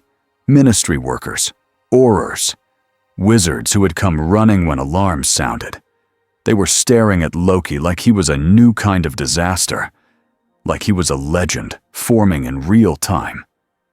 Hermione stepped into the green flames with a tight chest. Back at Hogwarts, the castle greeted them with quiet. No cheers, no warm welcome. Just stone and torchlight, and the sense that it was paying attention. When they fell out of a hidden Hogwarts fireplace, Dumbledore was waiting. McGonagall was beside him, face tight with anger. Snape stood in the shadows, eyes sharp and satisfied in the worst way. Dumbledore's gaze swept over the students first. Relief flickered, then vanished behind control. Then he looked at Loki. "You broke my rule," Dumbledore said softly. Loki's smile was tired now. "Yes," he said. "And now, you know why your rule exists." McGonagall stepped forward, furious. "You brought them into the Ministry." Loki's eyes narrowed. "They followed," he said, "because they are brave and foolish, like children tend to be." Harry's face went hot. "We didn't Dumbledore lifted a hand. "Enough," he said. His voice stayed calm, but the room felt colder. "What happened?" Dumbledore asked. "In the Department of Mysteries?" Loki's gaze sharpened. He glanced at Snape, then at McGonagall, then back at Dumbledore. "The veil stirred," Loki said. "It reacted to me." Dumbledore's eyes tightened. "And a prophecy?" Loki's jaw clenched. "I destroyed it," he said. McGonagall gasped. Snape's eyes narrowed. Dumbledore did not speak for a long moment. Finally, he said, "You just made yourself the center of every plan in this war." Loki's smile returned, faint and fierce. "I was already the center," he said. "I simply stopped pretending I wasn't." Dumbledore watched him carefully. "Why destroy it?" he asked. "Why not keep it?" Loki's eyes flashed. "Because it tried to write me into a story," he said. "And I do not accept authors." Snape's voice was cold. "You speak of freedom," he said, "but you are still driven by pride." Loki turned, eyes sharp. "And you," he said softly, "are driven by fear." Snape's face tightened, but he said nothing. Dumbledore's voice was quieter. "The Ministry will not forgive this," he said. Loki shrugged slightly, wincing as the black mark on his shoulder flared with pain under his armor. "The Ministry already decided to fear me," he said. Forgiveness was never on the table. McGonagall's voice trembled with anger. "So what now?" she demanded. Loki looked at them all. For the first time, his answer was not a joke. "Now," Loki said, "your enemies know I can close doors." He turned his gaze to Dumbledore. "And now," Loki continued, "you must decide if you want me as a problem in your house or as a problem outside your walls." The room went still. Dumbledore held Loki's gaze for a long time. Then Dumbledore said, calm and heavy, "We will speak in the morning." Loki's smile returned, thin. "Of course," he said. "Always meetings." He turned away, walking toward the corridor like he owned it. As he left, the torches flared once, not angry, watching. And Hermione understood, with a cold twist in her stomach, that Hogwarts had changed its mind about Loki. Not to trust him, but to treat him as something that mattered. A force, a risk, a central player in whatever came next. 3 weeks after the burned ring on the Quidditch pitch, Hogwarts had new rules. They were not written on the walls, but everyone felt them. Professors checked corridors twice. Portraits watched longer. The suits of armor stood a little straighter. Even the staircases seemed more careful, as if the castle was holding its breath. And Loki stayed. Most mornings, he was seen in places students did not normally linger. Near old doors that were meant to stay shut. Near windows that looked over the grounds like lookout points. Near the library rope, where Madame Pince glared at him so often that it became its own kind of routine. The first time Hermione saw Loki trying to fit in, she almost didn't believe it. He stood at the edge of a small group of older students in a defense classroom. He had his arms crossed, shoulders relaxed, and that smug look he wore when he thought he had already won. Professor Flitwick was speaking softly about shielding charms. A normal lesson. A normal day. Then Loki raised a hand like he was a student. Flitwick blinked, surprised but polite. "Yes." "Mr. Loki?" Loki's lips curved. "Your shield spell," he said, "is like a door made of smoke. It works if your enemy is clumsy. But if they are clever, they walk around it." Hermione's fingers tightened around her quill. She hated that the line was simple and true. Flitwick's eyes sparkled. "And what would you suggest?" Loki looked pleased, like he had been invited on stage. He took one step forward, opened his mouth to deliver a grand answer. A loud snore came from a portrait behind him. It was an old witch with a tall hat. She had fallen asleep mid-stare and snored like she was proud of it. A few students stifled laughs. Loki froze. His jaw tightened. The portrait kept snoring. Loki turned his head slowly, stared at it for one long second, and then looked back at Flitwick like nothing happened. But Hermione saw his ears go slightly pink. "I suggest," Loki said, voice a touch sharper now, "you don't only block, you redirect." He held out his hand, palm up, no wand. A small green shape formed above his skin. Not a bright spark this time. A clean, hard edge of light, like a thin curved plate. He flicked his wrist. The green plate spun once and stopped in the air, floating between Loki and the students, like a silent shield. Flitwick's mouth opened slightly. He was impressed. Hermione could tell. Loki tapped the air, and a small pebble on the desk lifted and shot toward the green plate. The pebble hit. Instead of stopping, it bounced off at an angle and landed softly on the floor behind Loki. Loki spread his fingers. "Your shields can do that," he said. "You just don't teach it because you are afraid of teaching children how to break rules." Flitwick looked thoughtful, not offended. "Or," he said gently, "we are careful about what children do with knowledge." Loki's smile returned. "Careful," he repeated. "Yes, the word people use when they want to feel brave while they stay safe." Before Flitwick could answer, the sleeping portrait suddenly woke up and shouted, "I heard that!" The class jumped. The portrait pointed a bony finger at Loki. "You have terrible posture." Some students burst into laughter. Loki stood very still. Hermione watched him fight it. She could almost see him deciding whether to make the portrait explode into butterflies, whether the castle would allow it, whether it was worth the trouble. Loki smiled, slow and tight. "Thank you," he said, voice polished, "for your contribution." Then he turned away like the portrait did not exist. The portrait huffed. "Rude boy." Hermione lowered her eyes to her notes, but she couldn't stop the tiny smile that tried to escape. The castle was still doing it. It still refused to let him be the star without paying a small price. The ministry did not love that Loki stayed. Umbridge returned twice with new papers and a sweeter smile each time. She began bringing clipboards and ink and little lists of safety needs. She called meetings that felt like traps. She asked questions with answers already chosen. Hermione stood outside one of those meetings once, listening through a cracked door. Umbridge's voice floated out like a pink ribbon wrapped around a knife. "It is for the children," Umbridge said. "We cannot allow unregistered entities to roam our school." Dumbledore's voice came back, calm and quiet. "He is a guest."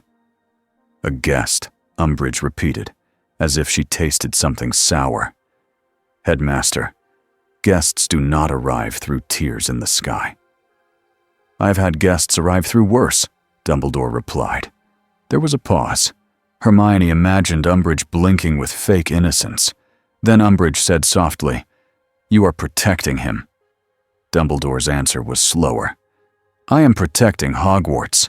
Umbridge gave a small laugh. "From him." "From fear," Dumbledore said. Hermione heard a chair scrape. Another voice entered, smooth and amused. "Loki." "Oh, let me guess," Loki said lightly. "You have a new form for me to sign." Umbridge's giggle came back. "Oh, wonderful. Yes, we do." Loki's voice turned sweet in a way Hermione didn't trust. "How exciting," he said. "Do you have a form for storms as well? And volcanoes? Do you make them promise not to erupt near children?" Umbridge's smile could be heard even without seeing it. "If storms lived in our halls," she said, "we would take steps." Loki hummed thoughtfully. "Then I suppose you will want my wand?" Umbridge's voice sharpened. "If you have one." "I don't," Loki said, and Hermione could hear the smile. "That's what makes me such a problem for your little boxes." Umbridge's giggle turned thinner. "Then we will simply have to be creative." Loki's voice dropped. "Be careful," he said softly. Creative control often looks like cruelty. Umbridge's tone stayed bright. "Oh, don't be silly. We are kind here." Loki laughed once. "Yes," he said. "That's what you tell yourself." Hermione heard Dumbledore's chair move again. "That is enough," Dumbledore said, calm but heavy. "Professor Umbridge, Hogwarts will follow lawful requests, but it will not be bullied." Umbridge sighed dramatically. "Bullied," she repeated, wounded. "Headmaster, I am only doing my job." Loki's voice came, quiet and sharp. "No," he said. "You are doing your hobby." Hermione heard a sharp inhale. Then Umbridge spoke, still sweet. "You should be careful what you say in this castle," she said. "Words can become very expensive." Loki's answer was immediate. "I can afford words." Dumbledore cut in, polite and final. "Good day, Professor." Hermione backed away before the door could open. Her heart was pounding, and she wasn't even the one in the room. For Loki, the weeks were not calm. They were crowded, not with friends, with watchers. Snape watched him like a hawk watches a mouse. McGonagall watched him like a judge. The castle watched him like an old animal deciding whether to accept a new creature near its den. And Loki watched everyone back. He did it without hiding. That was what made it worse. He would stand in a corridor, hands behind his back, and look at the stone like he was reading it. Sometimes he spoke to the portraits. He asked them what they remembered. He asked what doors used to exist, what spells used to be stronger. The portraits argued with him, insulted him, or tried to flirt with him. Loki hated the flirting most. He also developed a habit that Ron called the evil walk. "That walk," Ron whispered one evening as they watched Loki cross the entrance hall.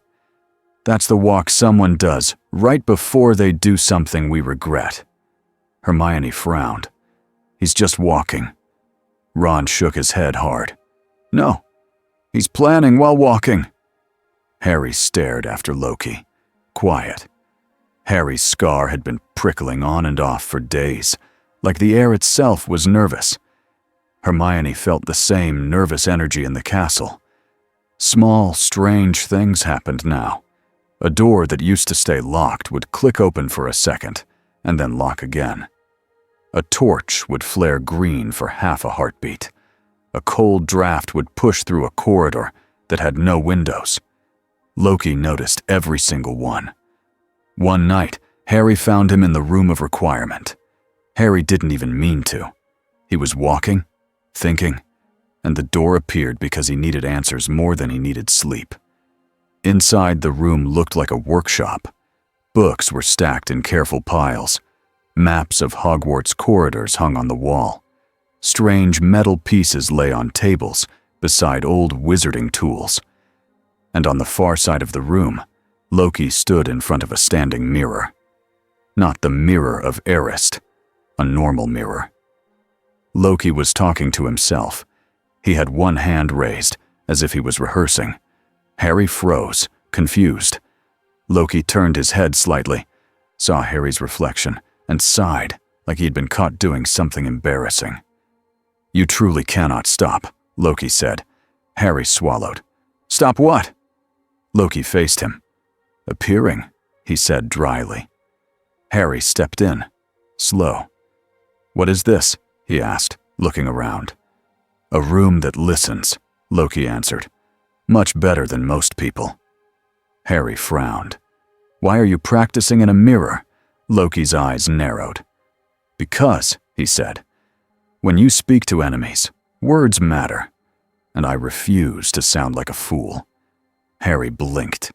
"You never sound like a fool." Loki's mouth twisted. "That," he said, "is because you don't know what fools sound like where I come from." Harry hesitated. "Where you come from? You said you grew up in a palace."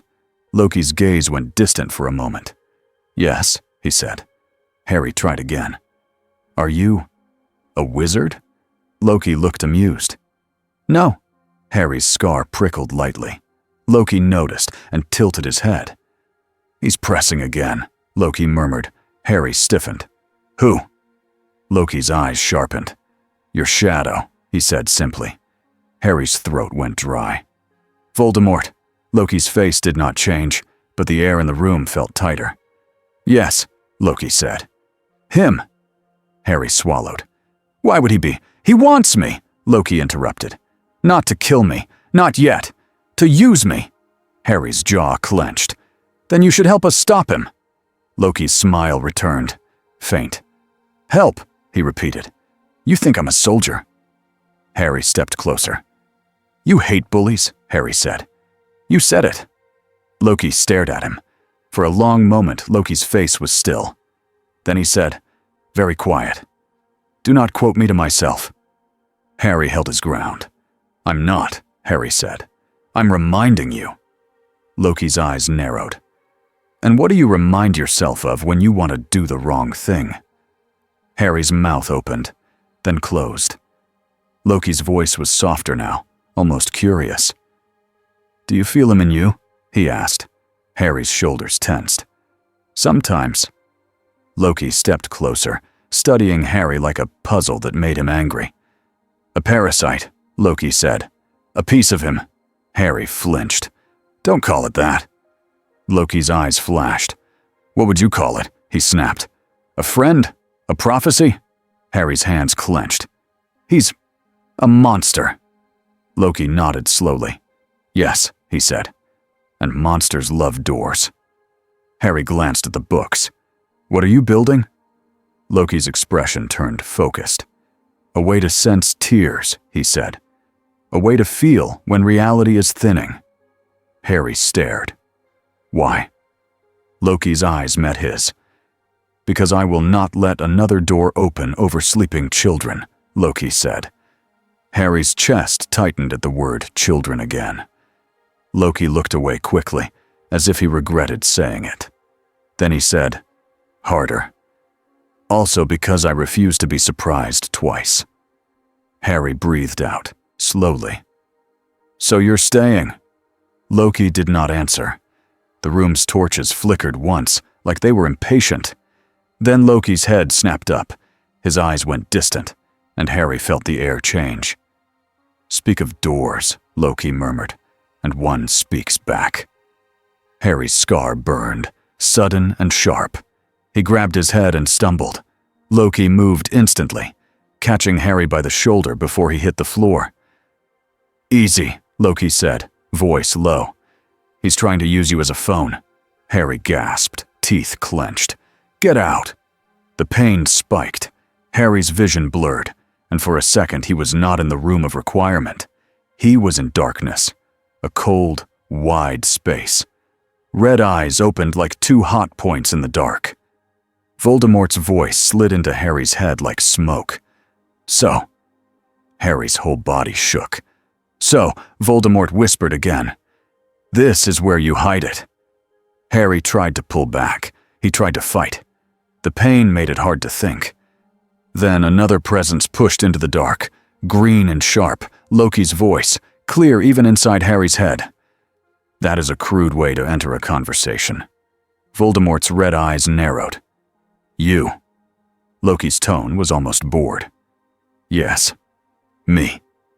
Harry felt Loki's mind like a maze of mirrors, pushing against Voldemort's grip. The pain in Harry's scar eased a little, like pressure being lifted. Voldemort's voice turned smoother. I did not expect a god to hide in a school. Harry's eyes widened even in the dark. God? Loki's voice did not deny it. And I did not expect a wizard to wear fear like perfume, Loki replied. Voldemort chuckled softly. You misunderstand me. I admire power. I admire ambition. I admire those who refuse to bow. Loki's voice sharpened. Do you now? You want freedom, Voldemort said, and Harry felt the words press like fingers. You hate cages. You hate rules. Yet you stand in a castle of rules and let an old man watch you. Loki's answer came quick. Because I choose to. Voldemort's voice lowered. Do you? Or are you trapped by their little moral games? By their children? Harry felt Loki's grip on his shoulder tighten in the real room. Inside Harry's head, Loki's voice was colder. "Careful," Loki said. "You are touching the wrong thread." Voldemort's laugh was soft. "Come," he whispered. "Meet me properly, not through a child's skull. I will show you a throne without walls." Loki's voice turned amused again, but it was fake amused. "A throne," Loki repeated. "How original." "Knowledge," Voldemort offered. "The deepest kind. The secrets beneath your ministry. The rules of prophecy. The locks of death. The doors you crave." Harry felt the dark pull grow stronger. Loki's mind pushed back, sharp and steady. "If you want to speak," Loki said, "send a messenger, not a child." Voldemort's voice purred. "I already have." The darkness flashed. Harry felt something cold brush past him. Then the connection snapped. Harry jerked back into the room of requirement with a gasp. He fell to his knees, shaking. Loki crouched beside him, one hand still on his shoulder. Harry's scar throbbed. Loki's eyes were hard. "He's bold," Loki muttered. Harry panted. "He called you a god." Loki's gaze flicked to him. For a moment, Loki's face was unreadable. Then he said, blunt and tired, "Titles," Loki said. "People love them. They make fear easier." Harry swallowed. "Is it true?" Loki's eyes narrowed. "What matters," Loki said, "is what I do, not what I am." Harry stared up at him. "Then what are you going to do?" Loki looked toward the door, as if he could see through stone. "He invited me," Loki said. Harry's heart dropped. "Don't go." Loki looked at him, and for once his smile did not come. "I will go," Loki said softly. "But not the way he thinks." 2 nights later, the sky over Hogwarts stayed whole. No tear, no crack. Instead, a message came in a different way. A raven, black as ink, landed on the windowsill of the room of requirement. It stared at Loki with bright eyes that did not blink like a normal bird. Loki stared back. The raven opened its beak. A human voice came out. Smooth, cold, happy. "Midnight," the raven said. "The edge of your forest. Come alone." The raven shut its beak and became silent again. Harry, Hermione, and Ron were there. They had insisted on coming to the room, and Loki had not stopped them. Not because he wanted company, because he liked seeing what people chose. Hermione's face went pale. "It's a trap." Loki shrugged lightly. "Yes," Ron's voice cracked. "So don't go?"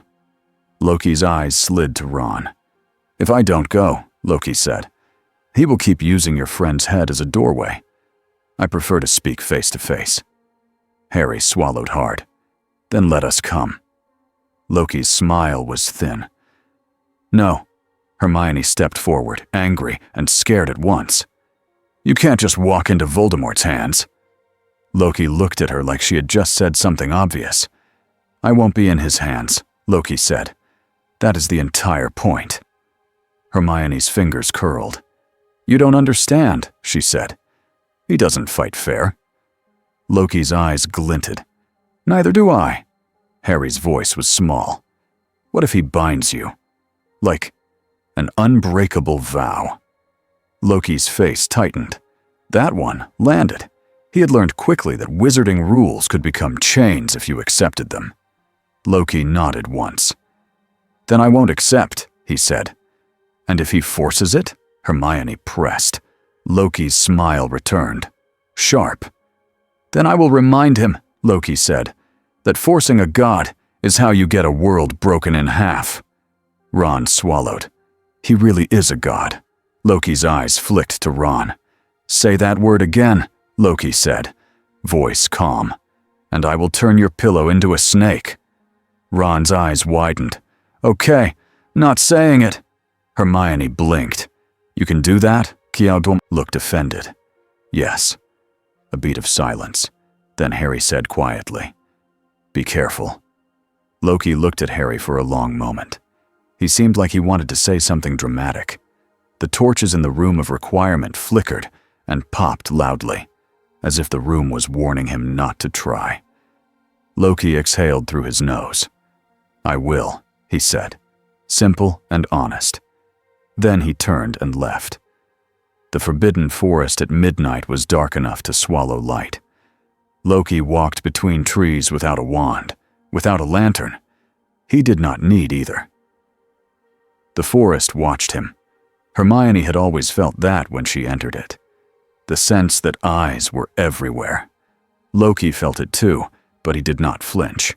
He kept walking as if the forest should be honored he was here. At the edge of a clearing, he stopped.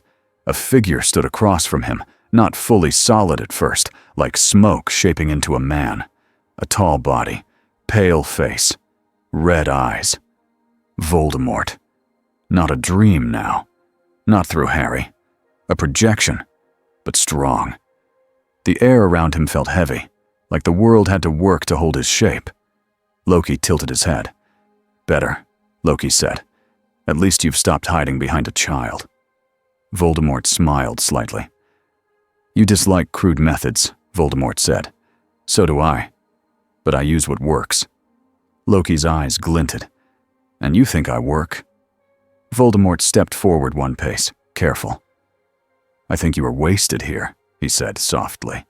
"In a school, under an old man's gaze, surrounded by children who stare at you like you are a story." Loki's mouth tightened. "They stare because they are curious," Loki said. "They stare because they are afraid," Voldemort corrected. "Fear is honest. It tells you the truth." Loki's smile was thin. "Fear tells you what people think you might do," Loki said. "Not what you will do." Voldemort's red eyes held Loki's. "Then show me," Voldemort said. "Show me what you will do." He lifted a pale hand. Behind him, shadows moved. A line of Death Eaters stepped into the edge of the clearing, silent, masks catching faint moonlight. They didn't attack. They waited, as if this was a meeting, not a fight. Voldemort's voice stayed smooth. "I offer you a place," he said. "Not beneath me. Beside me." Loki laughed softly. "You offer lies very politely." Voldemort's smile did not fade. "You want doors?" Voldemort said. "You want to control the cracks between worlds. You want the rules of prophecy to stop writing you." Loki's eyes narrowed. "Continue." Voldemort spread his hands. "Help me take this world," he said, "and I will give you what you crave. Knowledge, freedom, a throne that no one can deny." Loki's smile sharpened. "A throne," Loki said. "And what do you get?" Voldemort's eyes gleamed. "Order," Voldemort said. "Control. A world that kneels." Loki took a slow breath. "Ah," he said. "So you do want me under you." Voldemort's voice turned, colder. "I want you aligned with me." Loki stepped forward half a pace. The grass under his boot flattened.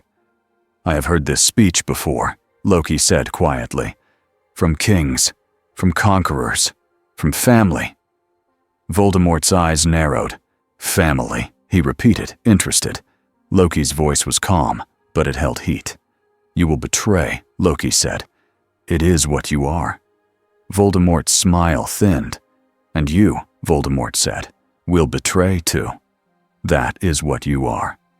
Silence hung between them. Then Voldemort spoke again, softer. "I do not fear betrayal," Voldemort said. "I plan for it." He lifted his wand.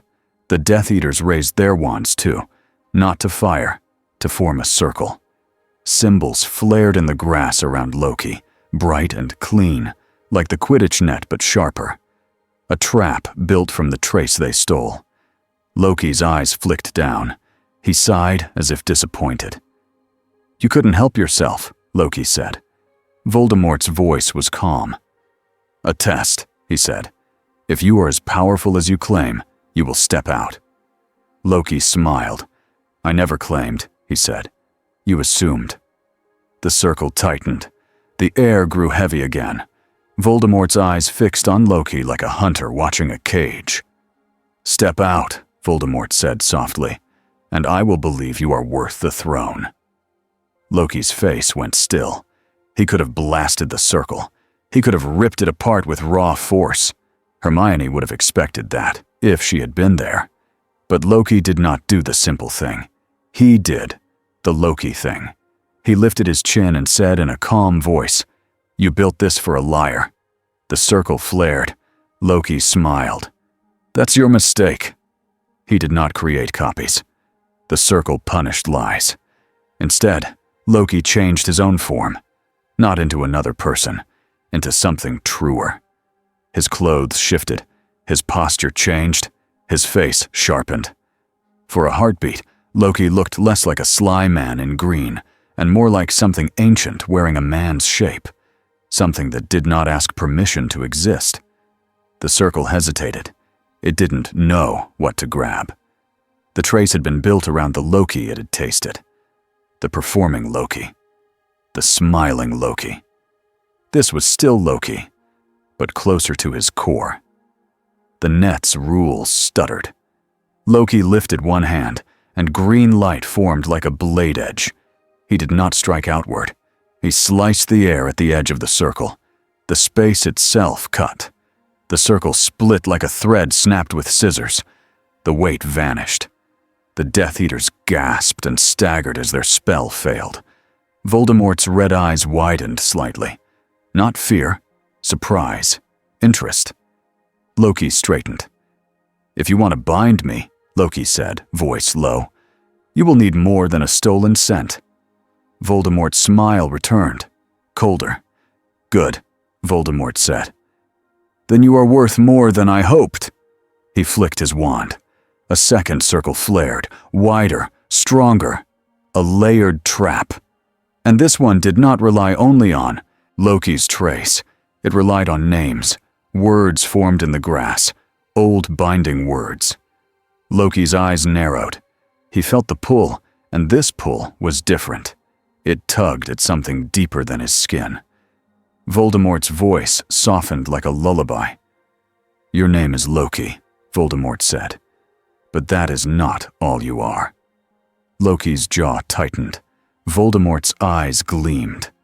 "Tell me the full name," Voldemort whispered. "Give it to me, and I will never need to steal again." Loki's smile became dangerous. "Now we are honest," Loki said. Voldemort spread his hands. "Give it," Voldemort said, "and I will give you prophecy." Loki stared at him for a long moment.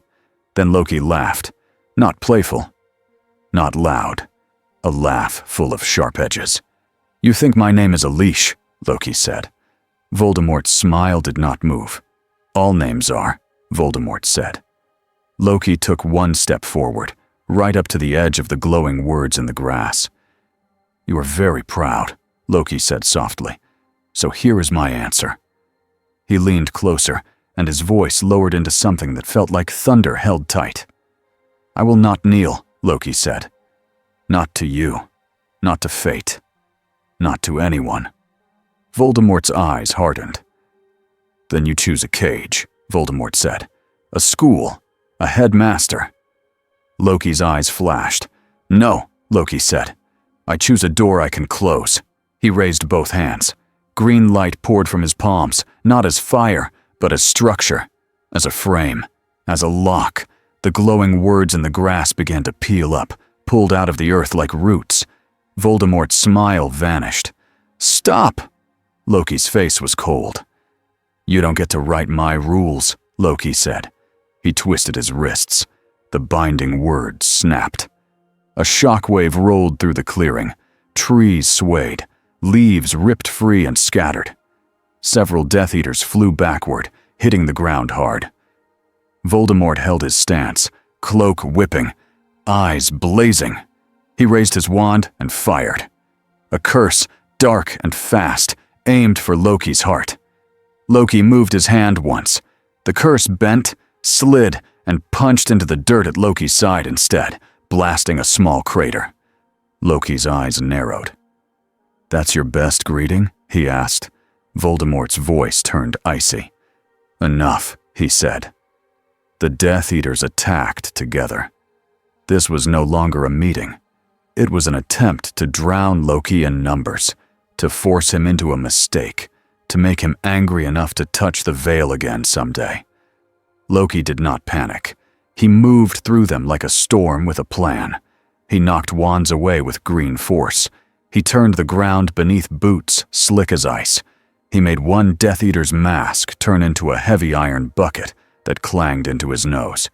He didn't kill. He didn't need to. And he kept one eye on Voldemort the whole time, because Voldemort was the real threat. Voldemort's spells were clean and cruel. Every strike aimed to end, not to scare. Loki's shoulders took one hit, and the old black mark flared, smoking. Pain tightened Loki's face, but he stayed standing. He flicked a hand, and a wall of green light rose between him and Voldemort for half a second, just long enough to shift position. Then Loki threw a glance toward the tree line. Something was there, a shape, a faint shimmer. Not a Death Eater, a Watcher. Dumbledore had come, not close, not interfering, just present. Loki's jaw tightened. Of course he did. Voldemort noticed too. Voldemort's red eyes slid to the shimmer, and his smile returned, slow. "Your headmaster follows," Voldemort called, voice loud enough to carry. "How touching." Dumbledore stepped out of the trees, wand in hand, face calm. "I follow danger," Dumbledore said, "when it approaches my students." Voldemort laughed softly. "Your students are not here," Voldemort said. "Only your pet god." Loki's eyes flashed. "Pet!" Loki snapped. Dumbledore's voice stayed steady. "He's not a pet," Dumbledore said. "He is a guest, and you are trespassing." Voldemort's smile was thin. "This forest belongs to no one," Voldemort said. "It belongs to Hogwarts," Dumbledore replied. Loki almost smiled at that. Almost. Voldemort's gaze returned to Loki. "Last offer," Voldemort said softly. "Step away from them, and I will show you how to tear prophecy from its shelf and write your own ending." Loki went still. For a heartbeat, the clearing held its breath. The offer hit the exact wound, the exact hunger, the desire to be more than a joke in someone else's story. Loki's eyes narrowed, and Dumbledore watched him without speaking. No orders, no pleading, just a quiet trust that Loki would choose. Loki exhaled slowly. Then Loki smiled. It wasn't smug. It wasn't cruel. It was tired and real. "I've been offered crowns by monsters before," Loki said softly. "They always come with chains." Voldemort's eyes hardened. "Then you are a fool," Voldemort hissed. Loki's voice turned cold. "No," Loki said. "I'm simply experienced." He lifted one hand toward the air above them, not to attack Voldemort, to touch something else. The thin places, the cracks that had been opening since Loki arrived. The air above the clearing shimmered. Voldemort's eyes widened. "What are you doing?" Loki's voice was calm. "Closing the door, you keep sniffing," Loki said. He pushed. The air snapped shut like a seam being sewn. A pressure lifted from the forest, like something had been held back behind reality and was now pushed farther away. Voldemort's face twisted with anger. Because Loki had just taken away a tool Voldemort wanted, the chance to force another tear. Dumbledore's eyes sharpened with quiet approval. Voldemort's projection flickered, not because he was weak, because Loki had changed the room, the battlefield, the rules. Voldemort stepped back, cloak whipping. "This is not over," Voldemort said, voice low and furious. "I will learn your full name." Loki's smile turned sharp. "Try," Loki said. Voldemort's red eyes slid to Dumbledore. "And you," Voldemort whispered. "You will regret sheltering him." Then Voldemort vanished into smoke.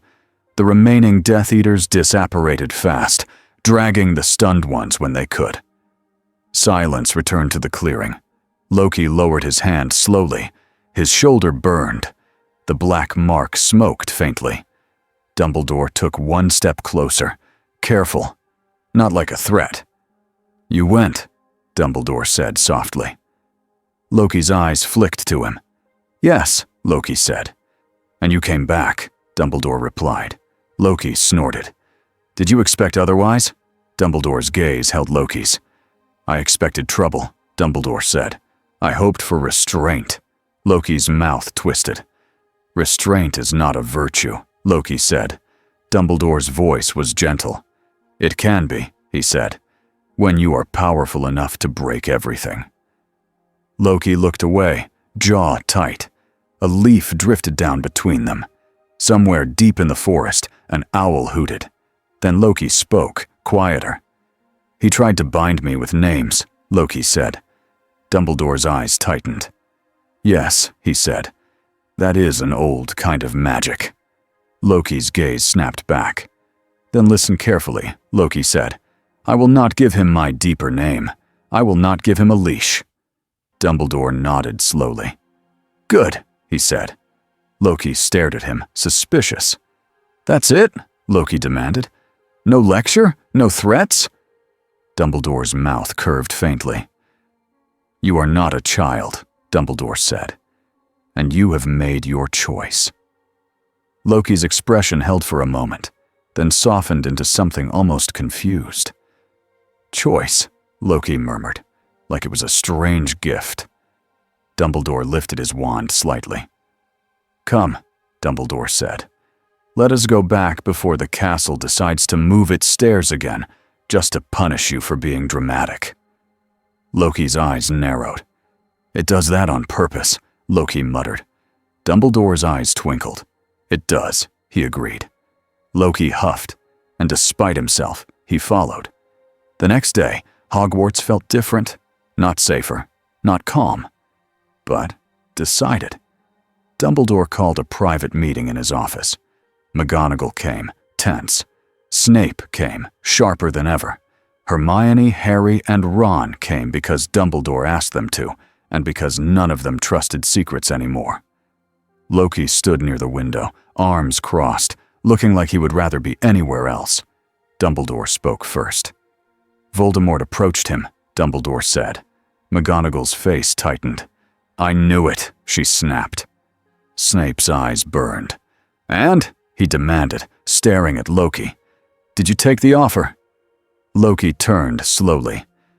"Do you see me wearing his mark?" Loki asked, voice flat. Snape's jaw clenched. Dumbledore continued. Loki refused. Hermione felt her shoulders loosen a fraction. Harry exhaled. McGonagall's voice was stiff. "Then what? Now?" Loki answered before Dumbledore could. "Now I stop him from opening doors," Loki said. Snape's eyes narrowed. "Why?" he asked. "Sharp? Why do you care?" Loki's gaze flicked to Harry. Just a flicker. Then Loki looked back at Snape. "Because," Loki said quietly, "I know what it is like to be used as a doorway." The room went still. Snape's expression did not soften, but it changed. His eyes were colder, but not mocking now. Dumbledore nodded, calm. "There is another truth," Dumbledore said. "If Voldemort cannot use Loki, he will try to destroy him, or to use him through others." Hermione swallowed. "Through Harry," she whispered. Dumbledore's gaze lowered. "Yes," he said. Harry's scar prickled faintly, like it agreed. Loki's voice cut in, sudden and focused. "He will keep pressing," Loki said. "He likes doors that already exist." Dumbledore watched Loki. "Then we must strengthen the hinges," Dumbledore said. Loki's eyes narrowed. "You cannot strengthen a child's skull with rules," Loki snapped. Harry bristled. "I'm not." Dumbledore lifted a hand. "Peace," he said softly. Then he looked at Loki. "You are right," Dumbledore said. "Rules are not enough." Loki's expression shifted, surprised. He was not used to adults agreeing with him without a trick. Dumbledore moved to his desk and opened a drawer. He pulled out a small object wrapped in cloth. He unwrapped it carefully. A ring. Simple gold. Old. Loki's gaze sharpened. A trinket, Loki said, unimpressed. Dumbledore's eyes were steady. Not a trinket, he replied. Snape's face tightened, like he recognized it. Dumbledore wrapped it again and set it aside. I will not share all secrets, Dumbledore said. Not yet. But I will say this. Voldemort is anchored. He is hard to end. Loki's eyes narrowed, interested. So you have a monster that won't stay dead, Loki said. Lovely. Dumbledore nodded. Yes, he said. And that is why every advantage matters. He looked at Loki directly. I cannot order you, Dumbledore said. You are not my soldier. You are not my student. Loki's mouth twitched, almost satisfied. Dumbledore continued. But I can offer you a place. Loki's eyes narrowed. A place, Loki repeated, suspicious. A purpose, Dumbledore said. Here, with limits that protect children, but room enough that you do not feel trapped. Loki gave a short laugh. You want me as a guard dog, Loki said. Dumbledore's voice stayed gentle. I want you as a guardian, Dumbledore replied. On your own terms. Silence. Loki's jaw tightened. He looked away, then back. And what do you get? Loki asked. Dumbledore's answer was simple. Time, he said. Safety. A chance for these children to sleep without the sky tearing. Loki's eyes flicked to Harry again. Then he turned back to Dumbledore, and his voice, knowing, bitter and honest, came out. You are offering me a role, Loki said, and roles are traps. Dumbledore nodded slowly. They can be, he agreed, but roles can also be chosen. Loki stared at him for a long time. Finally, Loki exhaled. Fine, Loki said. I will stay. McGonagall's eyes widened. Snape's expression hardened. Loki lifted a finger. But, Loki said, I do not stay as your prisoner. Dumbledore nodded. Agreed. Loki continued. I will watch the thin places. I will close doors. I will stop your Dark Lord from turning your boy into a hallway. Harry's chest tightened at the blunt words. Loki's eyes flicked to Harry again, and his voice softened just a fraction. And, Loki added, quieter, I will do it because I choose to, not because you ask nicely. Dumbledore's eyes warmed. That is all I can ask, he said. Snape's voice cut through the moment like a knife. And when your choice changes? Snape asked. When boredom returns? Loki turned his head slowly. His eyes were sharp. Then you will try to stop me, Loki said. You already planned for it. I can smell it. Snape did not deny it. Loki's smile turned thin. Good, Loki said. Plan. It will keep you alive. The meeting ended without hugs and without comfort. But when Hermione left the office, she felt something strange. Not trust. Not peace. Something more realistic. A line had been drawn, and Loki had chosen which side of it he stood on. The epilogue came on a quiet night with no alarms. Snow dusted the grounds lightly. The lake was dark and still. The castle glowed warm from the outside, like a giant lantern. Loki stood alone in a corridor near a window, watching the snow fall. The corridor was empty. No teachers, no students, just stone, torchlight, and the soft creak of the castle settling. A portrait nearby pretended to sleep. Loki didn't pretend anything. He touched the stone wall with 2 fingers, feeling the hum beneath it. Hogwarts was awake, even when people slept. It was always awake. You're still watching me, Loki murmured. The torches flickered once, as if the castle answered. Of course. Loki's mouth twisted, half annoyed, half amused. From behind him, soft footsteps approached. Not sneaky, not sharp. Harry. Harry stopped a few steps away, hands in his pockets, shoulders hunched against the cold draft. Loki did not turn. "If you're here to thank me," Loki said, "don't. It's uncomfortable." Harry swallowed. "I wasn't," Harry said. Then, after a beat, he added, "Okay, maybe a little." Loki huffed. "Children," he muttered. Harry stepped closer to the window, standing beside Loki but not too close. He looked out at the snow. "It's quiet," Harry said. "Yes," Loki replied. Harry hesitated, then said, "Does it bother you? Quiet?" Loki's eyes narrowed slightly. "Quiet can be a trap," Loki said. "It makes you forget what's coming." Harry nodded, like he understood too well. After a moment, Harry asked, "Are you going to leave?" Loki finally turned his head, just enough to look at Harry's face. Harry looked tired, too old for his age, like someone who had been forced to grow up in battles. Loki's expression went still. "I could," Loki said. Harry's throat tightened. "Will you?" Loki looked back out at the snow. "I don't like cages," Loki said softly. Harry's voice was quiet. "Hogwarts isn't a cage." Loki's mouth curved faintly. "It is a cage that argues," Loki said. "That's better than most." Harry almost smiled, then stopped himself. The portrait behind them suddenly spoke, grumpy and loud. "Stop standing there like statues," it snapped. "You're blocking the draft." Harry jumped. Loki froze mid-breath, like he had been caught again, like the castle had timed it on purpose. Loki closed his eyes for a second, very slowly. Then he opened them and looked at the portrait with pure offense. "You have no respect for atmosphere," Loki said. The portrait sniffed. "Atmosphere is for fools." Harry let out a short laugh that surprised him. He covered his mouth like it was illegal. Loki glanced at Harry. For a heartbeat, Loki's face softened. Then it returned to normal, careful, and sharp. "I will stay," Loki said quietly. Harry's shoulders loosened. Loki raised a finger. "For now," Loki added, voice firm.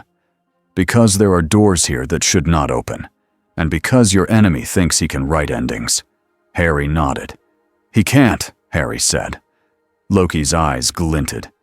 "Good," Loki said. "Hold on to that." Harry looked down, then back up. "Do you ever miss home?" Loki's jaw tightened. He looked away fast. "I miss choices," Loki said. "I miss a world that knows my rules." Harry's voice was small. "Maybe you can make new rules here." Loki stared at him, and for a second, he looked like he might say something kind. The torch popped loudly. The portrait coughed. The castle, once again, refused to let Loki have a perfect dramatic moment. Loki exhaled through his nose, annoyed. Then he spoke anyway, simple and clear. "Maybe," Loki said. He reached out and pressed 2 fingers to the window glass. Green light flickered, faint and controlled, like a small lock clicking into place. Somewhere far away, beyond Hogwarts, the air tightened for a second as another thin place sealed shut. Loki watched the snow fall and said very softly, "This world has rules." Harry waited. Loki's eyes stayed on the night. "I will not be ruled," Loki finished. Then Loki turned from the window and walked down the corridor, back into the castle's warm light. Not as a prisoner, not as a king. Just Loki, choosing, for now, to be the thing that keeps the doors closed.